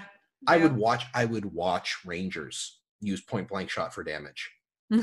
Multiple Rangers in the same fight, because it's a very particular particle effect. Mm-hmm. Like the little white lines that kind of shoot in, and it's just like, we need you to use that on the break bar.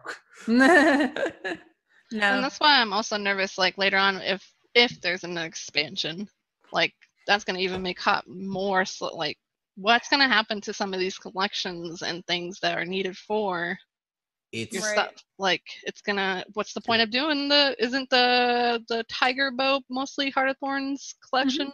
It's all Heart of Thorns. So it's like, what if you're trying to do that? Like what's the point if it's gonna be mostly dead by then, unless they find a way to swap it up by then.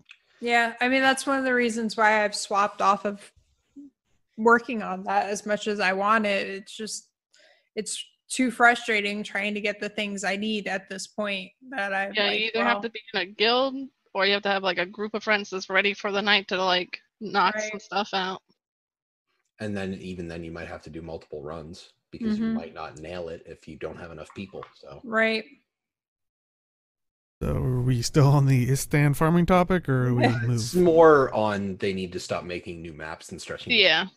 Like I'm down for new maps, just maybe not make it where it's like you have a whole collection dedicated to certain events that people do at the beginning and then just kind of fade off slowly, where there's like barely any, or find ways that easier to obtain those things if you can't when it comes out. And like chat saying hard mode rewards like Guild Wars 1. Yeah, like, and we talked about it last week, I think, reward structure. And another thing that we wanted to bring up that I actually saw in a Warframe post about something else, but it seems like there's a lot of kind of crossover community-wise. It seems like a lot of people that play Guild Wars 2 it seems like plays Warframe and vice versa, it seems. But someone actually brought up a comment I thought it was pretty interesting. Was Warframe and Guild Wars 2 both have crazy RNG gambling grind. Warframe's biggest strength is it's the squad, so a party, a little group, that hits the jackpot. You automatically share your success with others. In Guild Wars 2, it's a group effort but an individual reward, which is how the entire game economy is balanced. But it still rankles me. I don't know what that. I feel old, but I don't know what that means. Rankles? Rankles is not a new word. It's to be annoyed. Yeah. Okay. I don't know. I never heard it referred to as That's not one of the kids' words. It's just a word. It feels like the kid's word. It's a hip word now. Yeah. They're trying to bring it back.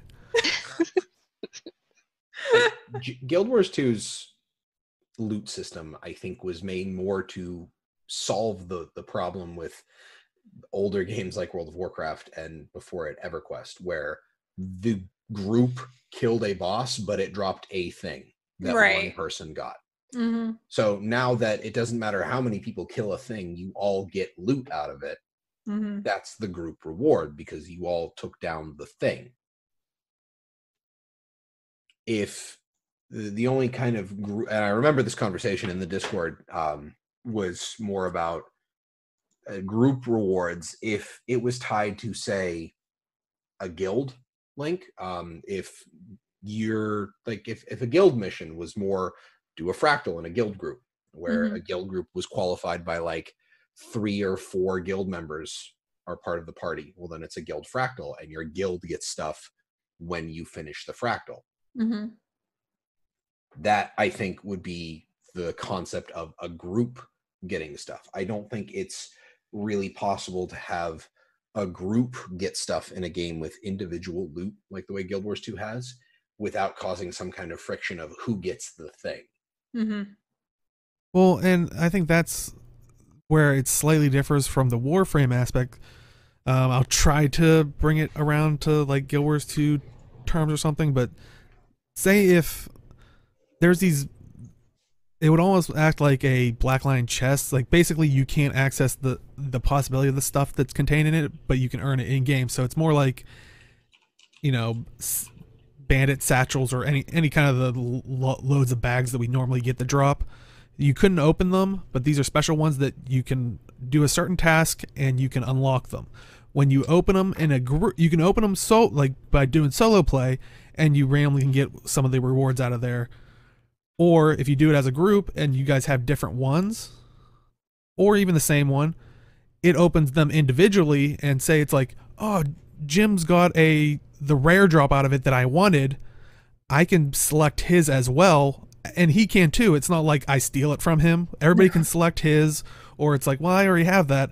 I need the thing that dropped out of yours, and you can select that loot. So I think that's where they were coming from, where you're not hurt by having a party. Like, it's actually beneficial. Like, it increases kind of your chances at getting a loot out of something you're going after, which might be one thing that they were trying to bring up. And I was like, that could be an interesting way to do some content in Guild Wars 2. Yeah, I'm just curious because, like, as the game progresses and they keep adding more maps, because they're obviously going to keep doing that repeat, because people want to explore more of the map. They want more of the map open. So I'm just curious how the old stuff's going to keep rolling out. Like, it's just going to soon just be dead zones or just 1 or 2 people doing things and not the big things that need to get done. And I kind of wish they could do like what WoW does. Certain zones you could talk to an NPC and it reverts it back to whatever current state. So like whatever events we're going in, mobs, whatever, it goes in that spot.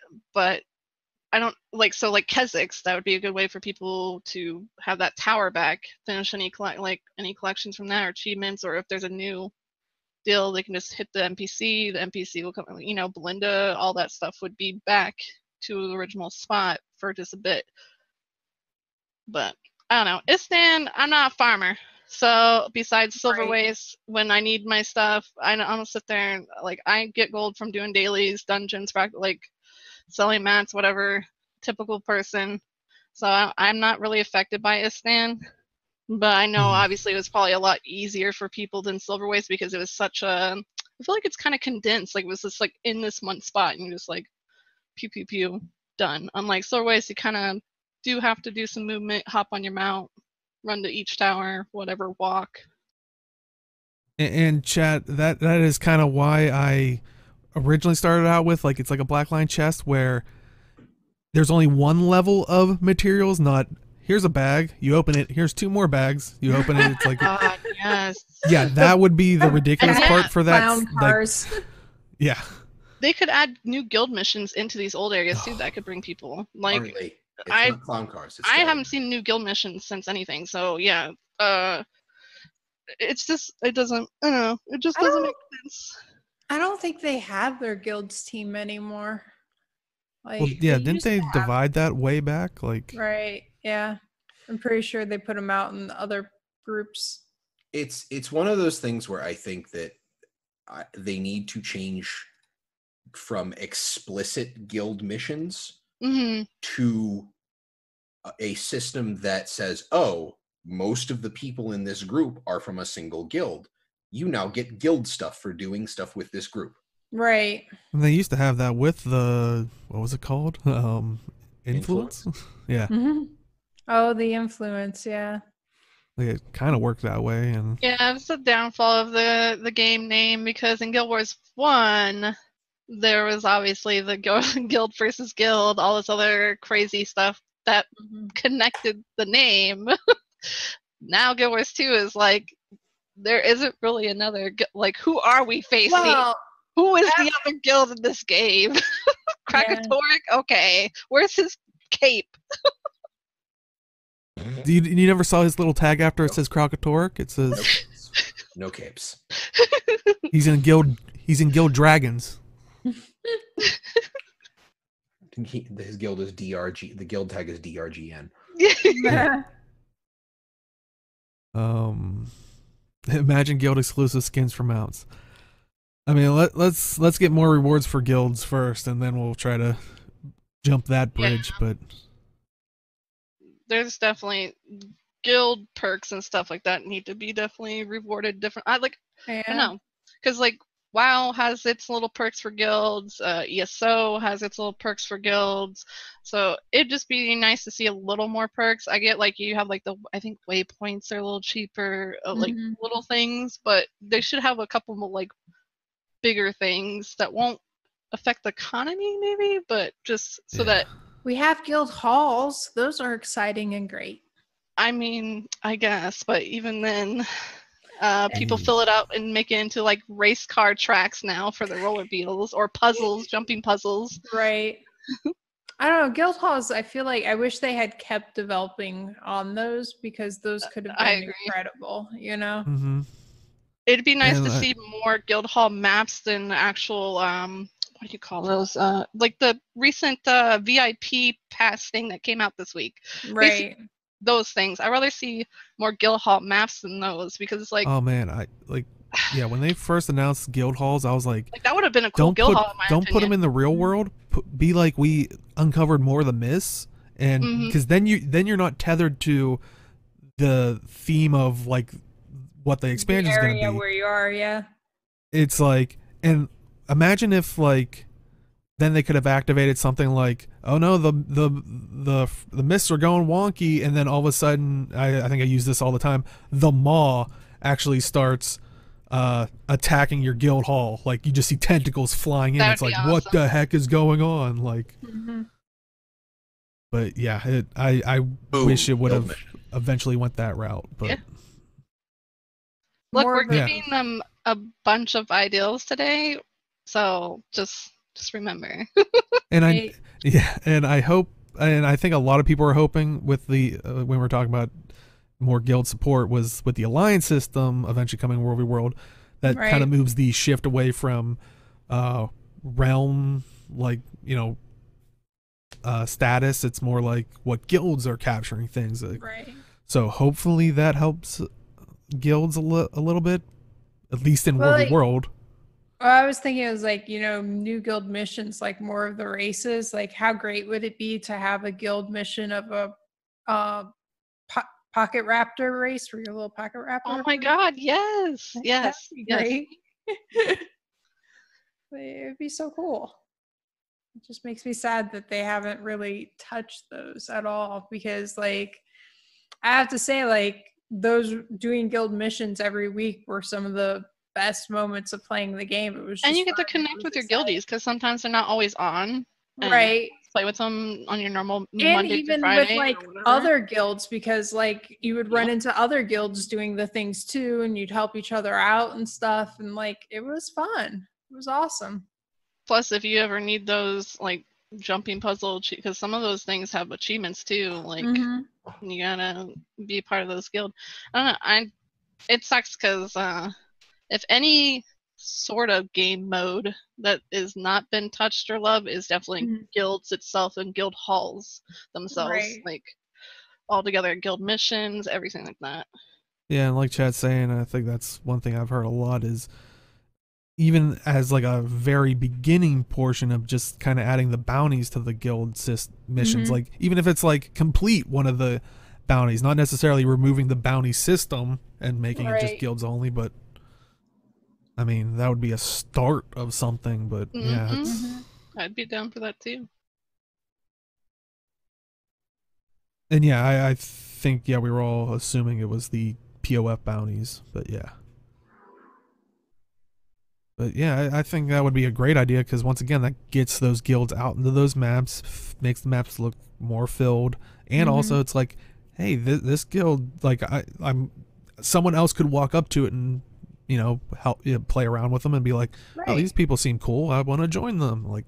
Or like even if somebody's working on their things and they need a bounty and there's guilds out doing bounties, then you've got people doing that content and you can get it done even if you're not part of that guild. Like, Yep. It helps everybody.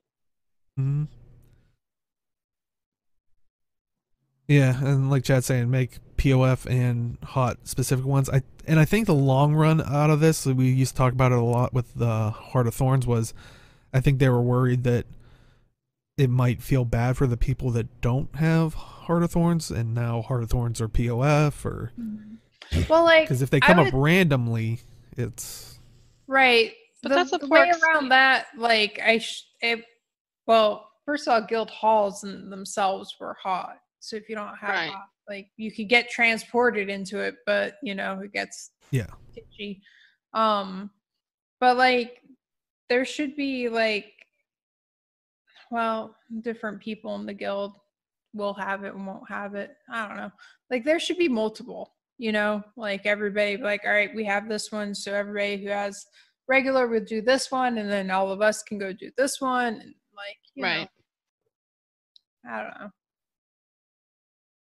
But I like what Chad's saying about maybe a challenge mode for the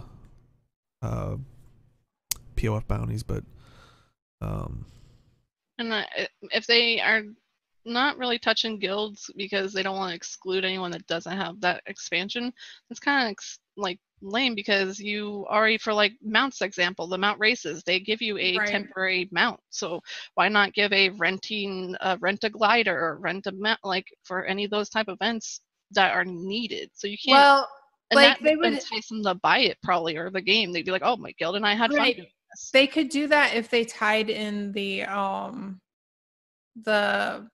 mounts and the gliding and all of that into the guild stuff, but like for actually getting into the map itself could be problematic for people who don't have the expansion, I think. That's true. Gliding is a world v world mastery not bound to hot. I thought it required Heart of Thorns. Some people have been people are saying it's not tied to hot, but I could have sworn it's tied to hot. Like I haven't been able to find. Are you saying that if you didn't get hot and you skipped to POF, that you can go ahead and do gliding in World v World? Is that what they're saying? According to the wiki, it says it requires Heart of Thorns. Well, I'm gonna believe the wiki. I mean, yeah, it might be an oversight, or has that always been like that, or? Yeah, I'm kind of confused, because I remember last week I was bringing it up because I thought it was like that too, and everybody was saying world versus world mastery, but like my understanding was you couldn't unlock it, like use it. It'll be there, but you couldn't do anything with it. From the forums, I bought POF recently, and this was posted December 9th, 2017. I bought POF recently, but I can't glide in WW. Does this mean I have to buy hot also? Yes, you need hot for gliding, provision, or mastery using shield gens, those sweet runes and sigils from Heroic Notary Vendor. Well, I mean, they might have changed that. That, like you said, that's from 2017. But and chat's saying they have a vanilla account and they can't glide in World v World. So I don't know. That's so.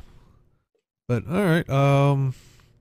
Well, I mean, I think we're kind of just going down in a deep dive of a hole where I just kind of threw out that comparison that I saw someone make in another subreddit that, people still play Guild Wars 2 and they want better rewards. And I like the idea of making a group, a bigger investment for grouping up, but not required. But, so, you farm the crap out of all that stuff, you start selling it off, and you have all this loads of gold. What are you going to do with all that gold? Of course, you're going to trade it into gems and spend it on the gem store. always thank you to Dolphy.net. Check out Dolphy.net so you can spend your gems more wisely. But first up, as it is March Madness month, the today's sale was on bank tabs for 20% off. So if you need some bank tabs, definitely go pick those up. If you are watching this on YouTube, that will probably no longer be the case by the time you reach this point.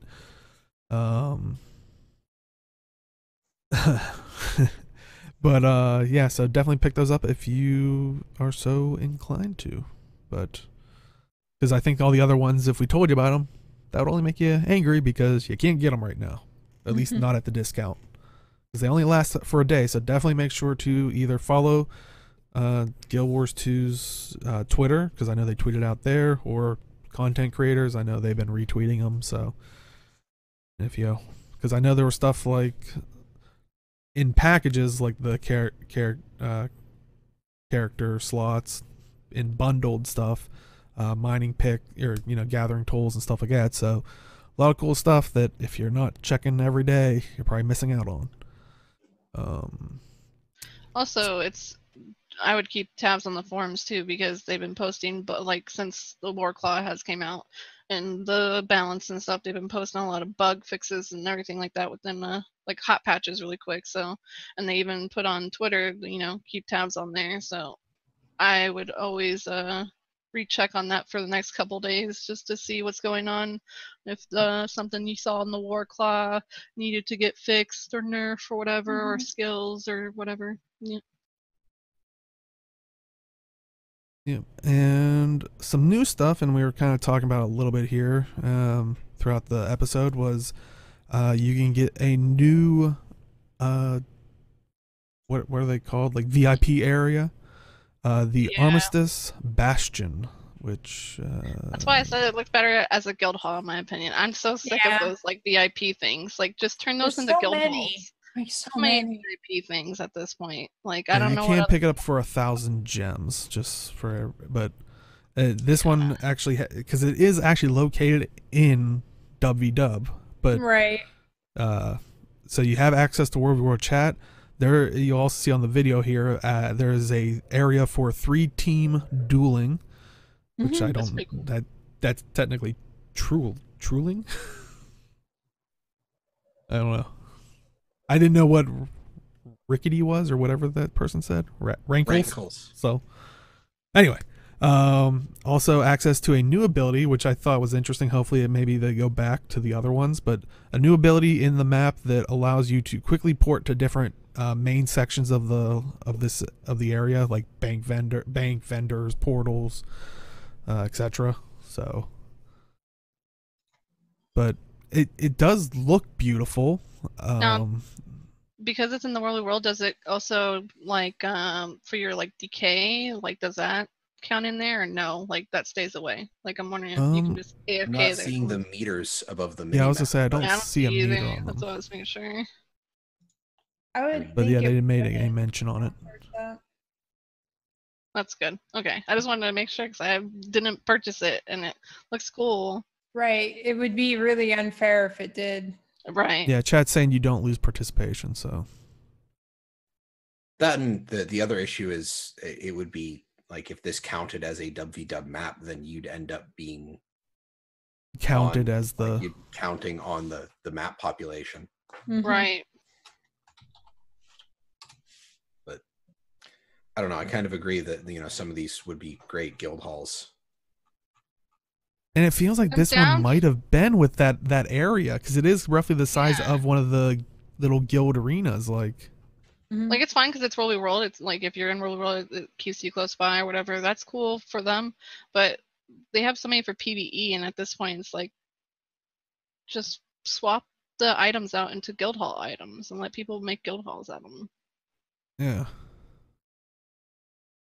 Yeah, it's.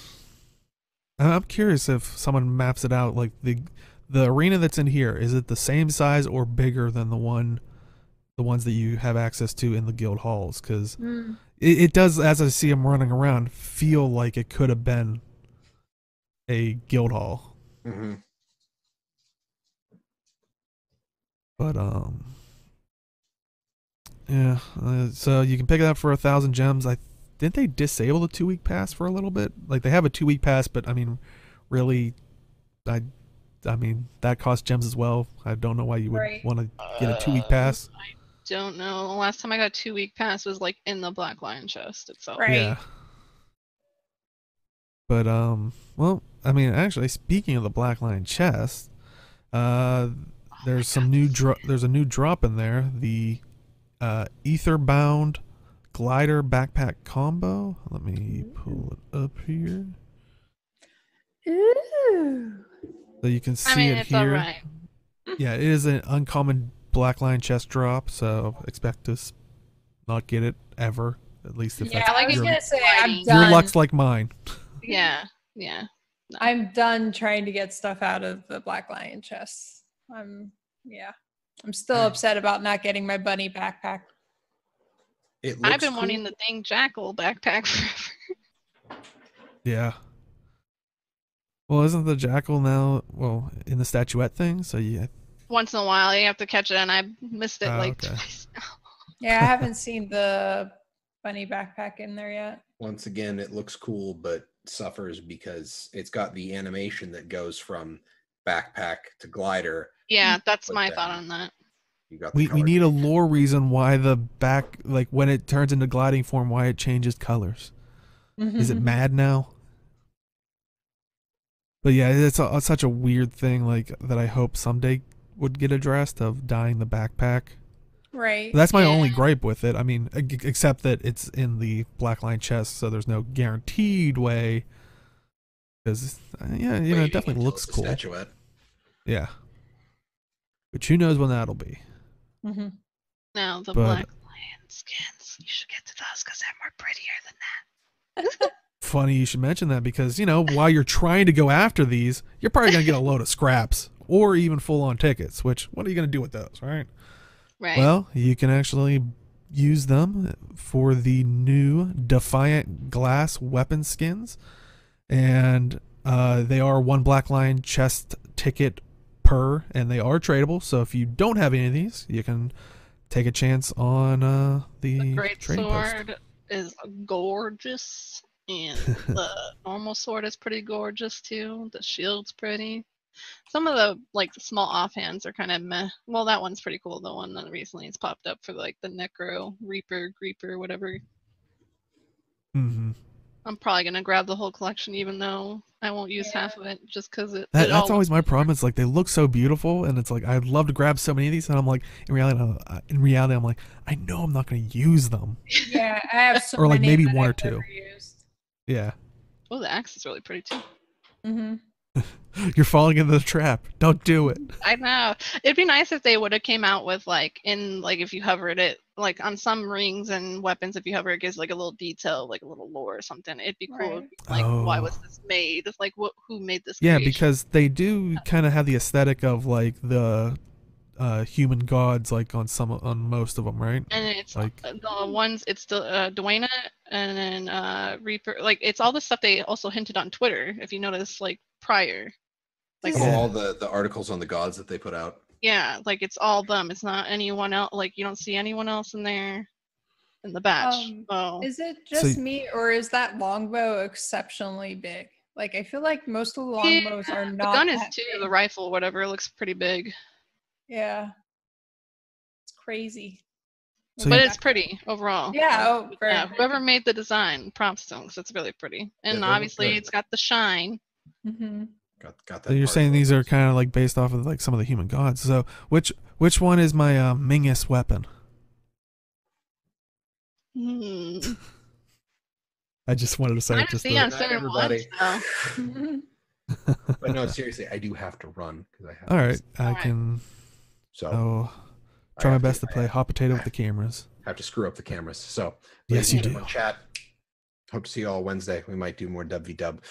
Maybe even later tonight. I don't know. But I hope you all have a fantastic evening, and I'll see you later. Hey. All right, he's off to go. He doesn't want to finish the show. He's gonna go buy all this stuff in the gem store. I know it. No. Bye. All right. Well, the longbow's about to come back around. If you want to see it again, it's huge, so huge. Do you want me to disconnect and reconnect so you can fix No, the you're picture? fine. I just have to finish or shift things. Yep. But yeah, just keep if you want to keep talking about the stuff, because I'll have to do this on every scene as we switch things. But Oh yeah, the bow is pretty big now that I see it. Yeah, like that's ridiculously huge. I wonder if it's like 10 times huger on a like Norn or something. 'Cause Right. I don't know if like, Dolphy's tune is like small, like super small, or if it's normal height human or what. right. That Norn right there, that gun looks decent size for it. Mhm. But then when she holds the rifle on her tune, it's like really huge again. Yep. I don't know. It's weird. I just saw the longbow and I was like, wait a minute. Well, I'm not gonna Oh, switch wait the a names minute, around because I John, know we're literally switching to the other scene, which I'll have to do this all again here in a second. I was gonna say, why don't we just switch the scene? Like, Yeah. we're pretty Robin much is done. now Jim. Yay! And I'm now Robin. Oh, trust me, it's gonna. And you're I always still. wanted to be famous. I was kind of hoping they would put in the like when the beetle came out, they at least had one skin ready for it in the gym store. I think it was like the armadillo or the race one of the two. I don't even remember. But, Yeah, one of them. Yeah, and so I was hoping they would have like one of the cats ready for it, but Right. guess not. Maybe they're planning on like doing another ticket batch where it's like a bunch of them or whatever. Oh my god, you're shedding so much. Holy shit. She has a real life Warclaw. I do. But yeah, also we were talking about the statuettes. A new selection of armor set skins has been added. Also, the exclusive Fallen Balthazar package, which has the updated Balthazar outfit, but also an armor headpiece, so that you can actually mix and match with stuff, so that's awesome. Right. The Envoy Scythe staff skin and the Hounds of Balthazar mail carrier.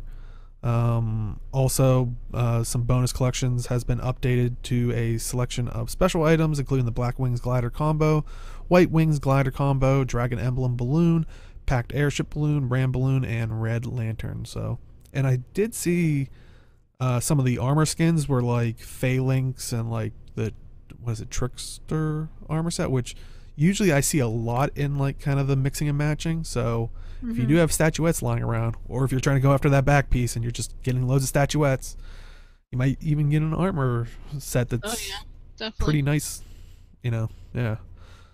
So any other thoughts on the gem store or statuettes and stuff like that? No. All right. Last up, we have Community Corner. First up, we have, if people aren't familiar, Gamers Giving Back, who tend to do Pink Day in LA, the Toga Party and stuff. They are actually ramping up for planning for the first Toga Party, and their volunteer meeting is actually going to be Saturday, March 16th at noon Central. And they did say to just let them know if you're interested. Maybe, you have ideas you watched last year and you have a couple ideas. I'll throw the link in the chat Really if you are watching this on really YouTube. good causes too. So Yeah. it's really fun. It's like like a mini event, and even the devs get part of it and play around too. And honestly, that's one thing I always kind of praised ArenaNet for back in Guild Wars 1 when they did Pink Day in LA and stuff. So many people were trying to make pink dye out of the Guild Wars 1 system where you had to literally mix the dyes. And there was posts. It's like, if you wear this armor because it would look somewhat different, it'd be like, no, this one makes it too red. So you have to, if you have this type of armor, you mix these dyes together. But then eventually they were just like, you know what? We'll release a pink dye that you can buy for what was like 1 gold, which in Guild Wars 1 that was a lot cheaper than in Guild Wars 2.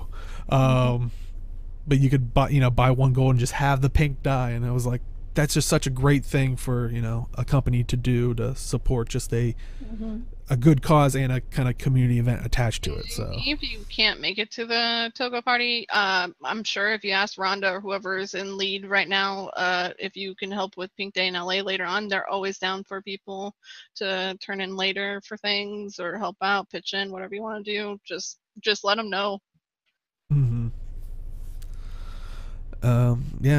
So definitely check that out if you're interested, or I'm sure, you know, or even to kind of get your feet wet in kind of event planning or anything like that. It's the little bit I had to do for, you know, when we did our guild stuff, boy.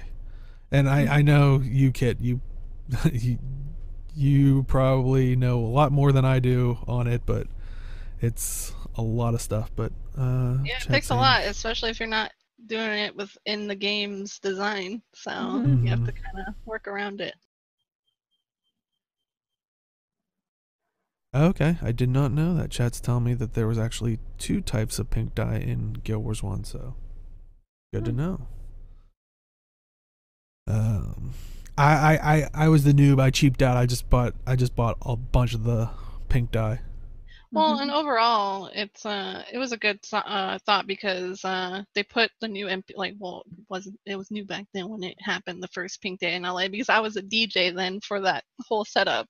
So they put in that fairy lady, and then they renamed her later because the lady that was part of our group passed away from cancer, and named her that. And it was just like the whole thing around it, and the reason why pink dye even became a thing into the game is neat little like history story. Oh wow, yeah, I didn't even.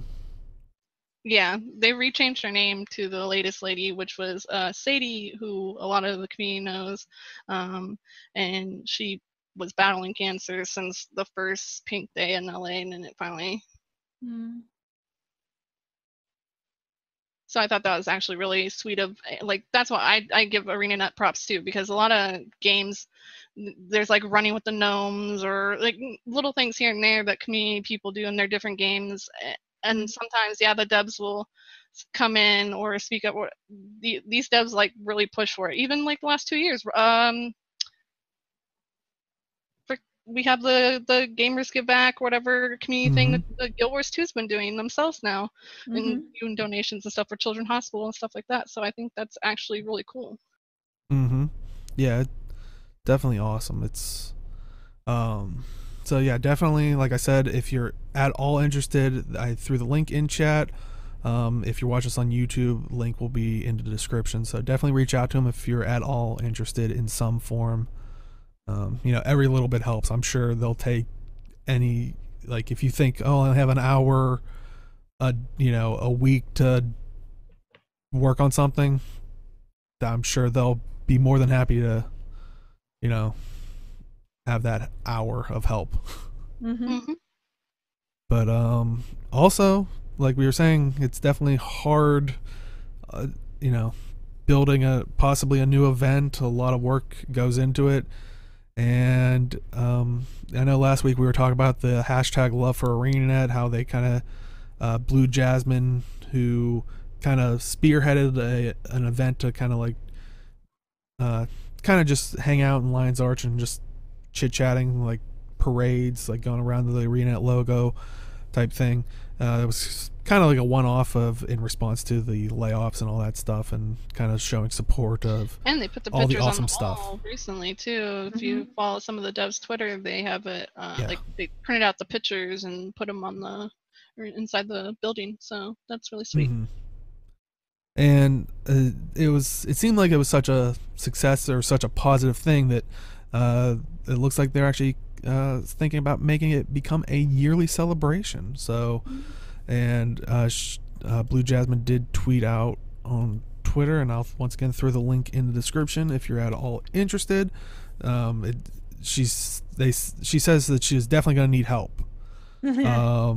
Which and they said if you are interested in helping plan or organize, please contact them via Twitter at Blue Jasmine, or email at bluejasminegw2@gmail.com. And like I said, I put the tweet that they originally tweeted out in the description, so or in chat. So once again, if you have more time than others, maybe you can do both Gamers Giving Back and also this one, and lots of cool activities coming from the community, I think. So and another activity, but this one's more of a using a game mode. So I know, weird, actually playing the game and having a thing around it instead of just hanging out with people and enjoying their experiences. But we talked about it previous weeks. Unity Gaming Organization, done kind of headed by Jebra Unity. Yeah, they actually brought out some more information. I think it was actually 1 or 2 days ago now. But the UGO 5v5 PvP Core Tournament will be starting what looks like April 7th. They're partnered with ArenaNet and Matcherino. I still love saying that. Nice. But yeah, so the important thing once again is you can only use core Guild Wars 2 builds. That makes sense. And it says with the Revenant being up for grabs as well, the first theme will be no Herald or Renegade. So you can only use the core Revenant stuff. So, and I think we were asking that question last week, was like, does that mean, since technically it came in hot, it's like, is it out, or do they? Yeah, it is kind of weird if you want to the core people. Rev wouldn't count then because it didn't show up until hot. Well, I mean, that is the core Revenant. If it was maybe a vanilla. I made that argument like weeks ago, and they all were like, "No, you're wrong." Oh, okay, gotcha. I'll stay out of that argument then. I'm just curious because Revenant still does have technically a core, to it. So I see both sides. But the tournament information, the NA Core Tournament is the 7th of April at 2 p.m. Eastern Daylight Time or 11 a.m. Pacific Daylight Time if you're I don't know where I was going with that. EU Core Tournament will be the following month, so EU players may play in the NA tournament and vice versa. This is to encourage region grouping and or region competition. They said pre-mades and free agents may sign up, and we'll throw the Reddit post where it has all this information. If you're watching this on YouTube, once again, will be in the description. So once again, it is one class stack is allowed, but the stack must not use the same amulet. Allowable stack example would be like one Mender's Guard and one Pally Guard. So one you could use as support and one could use as damage. But what you guys really want to know is, what can I get out of it, right? So first place, a cash prize will be available for a total of 65% share of the total prize pool raised. Should the prize pool remain at $50, they receive the total amount. Second place, cash prize will be available for a total of 35% of the total prize pool, subject to over $50 being raised. Otherwise, in-game currency will be issued. And third place, 500 gold, community funded, subject to community funding. Any gold over the 500 amount will roll over to the next UGO tournament. So, right. And it talks about how you can, if you want to donate gold to it or anything like that. But yeah, lots of cool stuff. No, definitely check that out if you're into PvP, because the last few tournaments that he's done, it's definitely fun, especially because there's no more ESL for Guild Wars in general. Yeah. It kind of gives it that somewhat scene, even if it's not official. But, the community obviously will make it their own. Yep. And I mean, since you are our guest, Kit, is there anything that you want to plug for Community Corner? Oh, not right now. Besides that, just been doing my traveler events, and next week we'll start up again since I've been busy with like health things, but that's about it. Yeah, hopefully it wasn't us that made the traveler event not happen this weekend. No. I don't want all the fans being like, Screw talking Skritt. But yeah, no, it was just a few appointments. Just that's why I told you before the show even started. Just trying to get everything organized and reset back up and get back on the ball of everything. So. Oh, awesome. Yeah, I that look type of forward to stuff. that. Get some free loot, I guess, Yeah. because that's all it is. It's basically do what my quests ask, and if you do, then you get a reward, and then you either sell it mid goal or you can keep it for yourself. Oh, you're bringing back hardships. Like I said, when we were doing guild events, a lot of the stuff was some of the stuff I saved over, like some of the living story episodes events when it didn't come back. And I saw some people selling it. It's like, oh, sweet, 80 gold. And I'm like, you could do that. Yeah, whenever it's a big item, like especially with when the legendary contest came, I was like, oh crap, what happens if I send this to someone and they already have it? Like, what are they gonna do? So that's why some of the people who I knew won, like personally, like Robin, I messaged them and was like, hey, just because I knew like they had some legendaries, I just want to make sure I'm not gonna overlap. But the ones that I couldn't, I was just like, I have the 50-50 chance that they have it already. Great.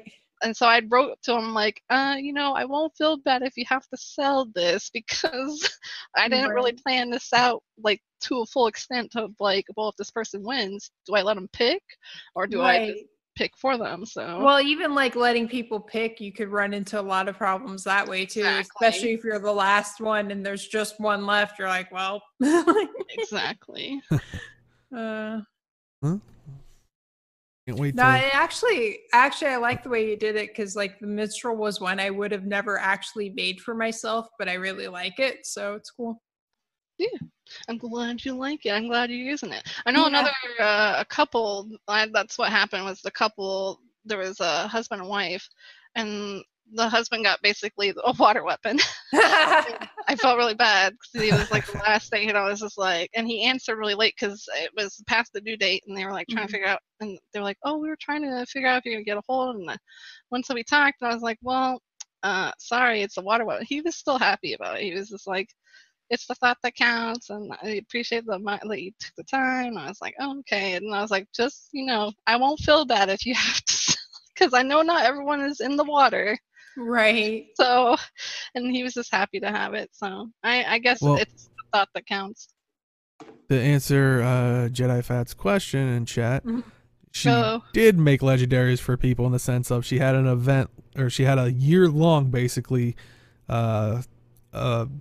contest last year where she was basically giving away how many legendaries was it? 20? Like one of all of them or something? Yeah, pretty much 20. So if you have a time machine, you can go try out for it. I'm sick of Silver Waste, and like I'm sad that the Istan got nerfed a little bit because it was a change of pace, and it's a good way to get karma.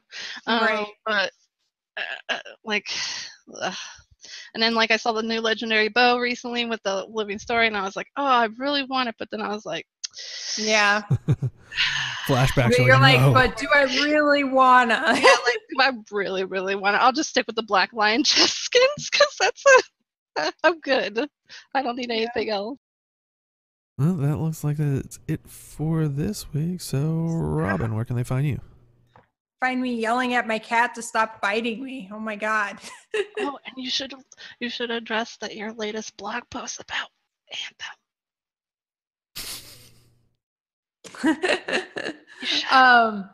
Yeah, so you can find me on Twitch, Twitter, and Instagram at Arlie82. I recently reviewed Anthem. I have so once a month I do the Guild Wars 2 column for MMORPG, and then starting this week, every other week, I'm going to be doing a column for World of Warcraft. So MMORPG. So now I gotta follow multiple things. Yeah, I'm everywhere. Oh my god, so many things. Oh gosh, she's constantly busy. It's hard to even get her for one show. So yeah, I was gonna say, dang. And Kit, where can they find you? Just easily KitTheTraveler on Twitter, Twitch, Facebook is Nicholas the Traveler, and I can't change that because I just can't. So, but like I said, I do. Oh, and then a website, KitTheTraveler.com. I guess that's where I put the stories as well. If you can't find me on Facebook or Twitter, and basically you can just catch me I would say every other week for right now for the quest things I do. And then for stream, it's right now sporadic because trying to get things in order. So. Oh, I hear that. Awesome. And you can find me at simply_Deo on Twitch and Twitter. And once again, I know I say it all the time, I plan on streaming more for Twitch. It's just time and But yeah, so if you are just popping at the very end, do stick around. We do a bit of an after show. But if you want to watch us in full, we do highlight this on Twitch, which that usually happens a little bit later tonight.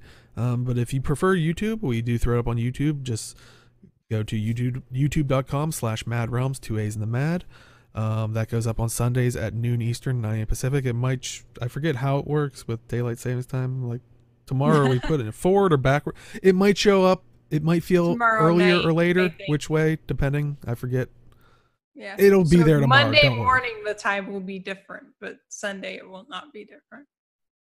Okay. Yeah, I was Then kinda never nervous. mind.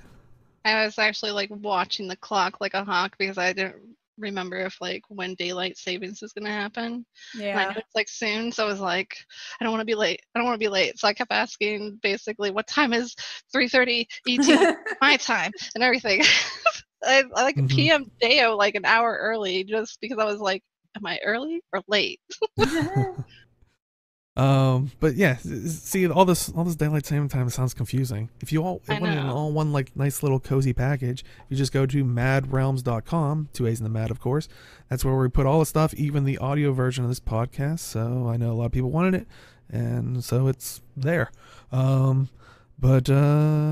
that seems like that is it for this week, and we'll see everybody next time in the game. Good night, everybody.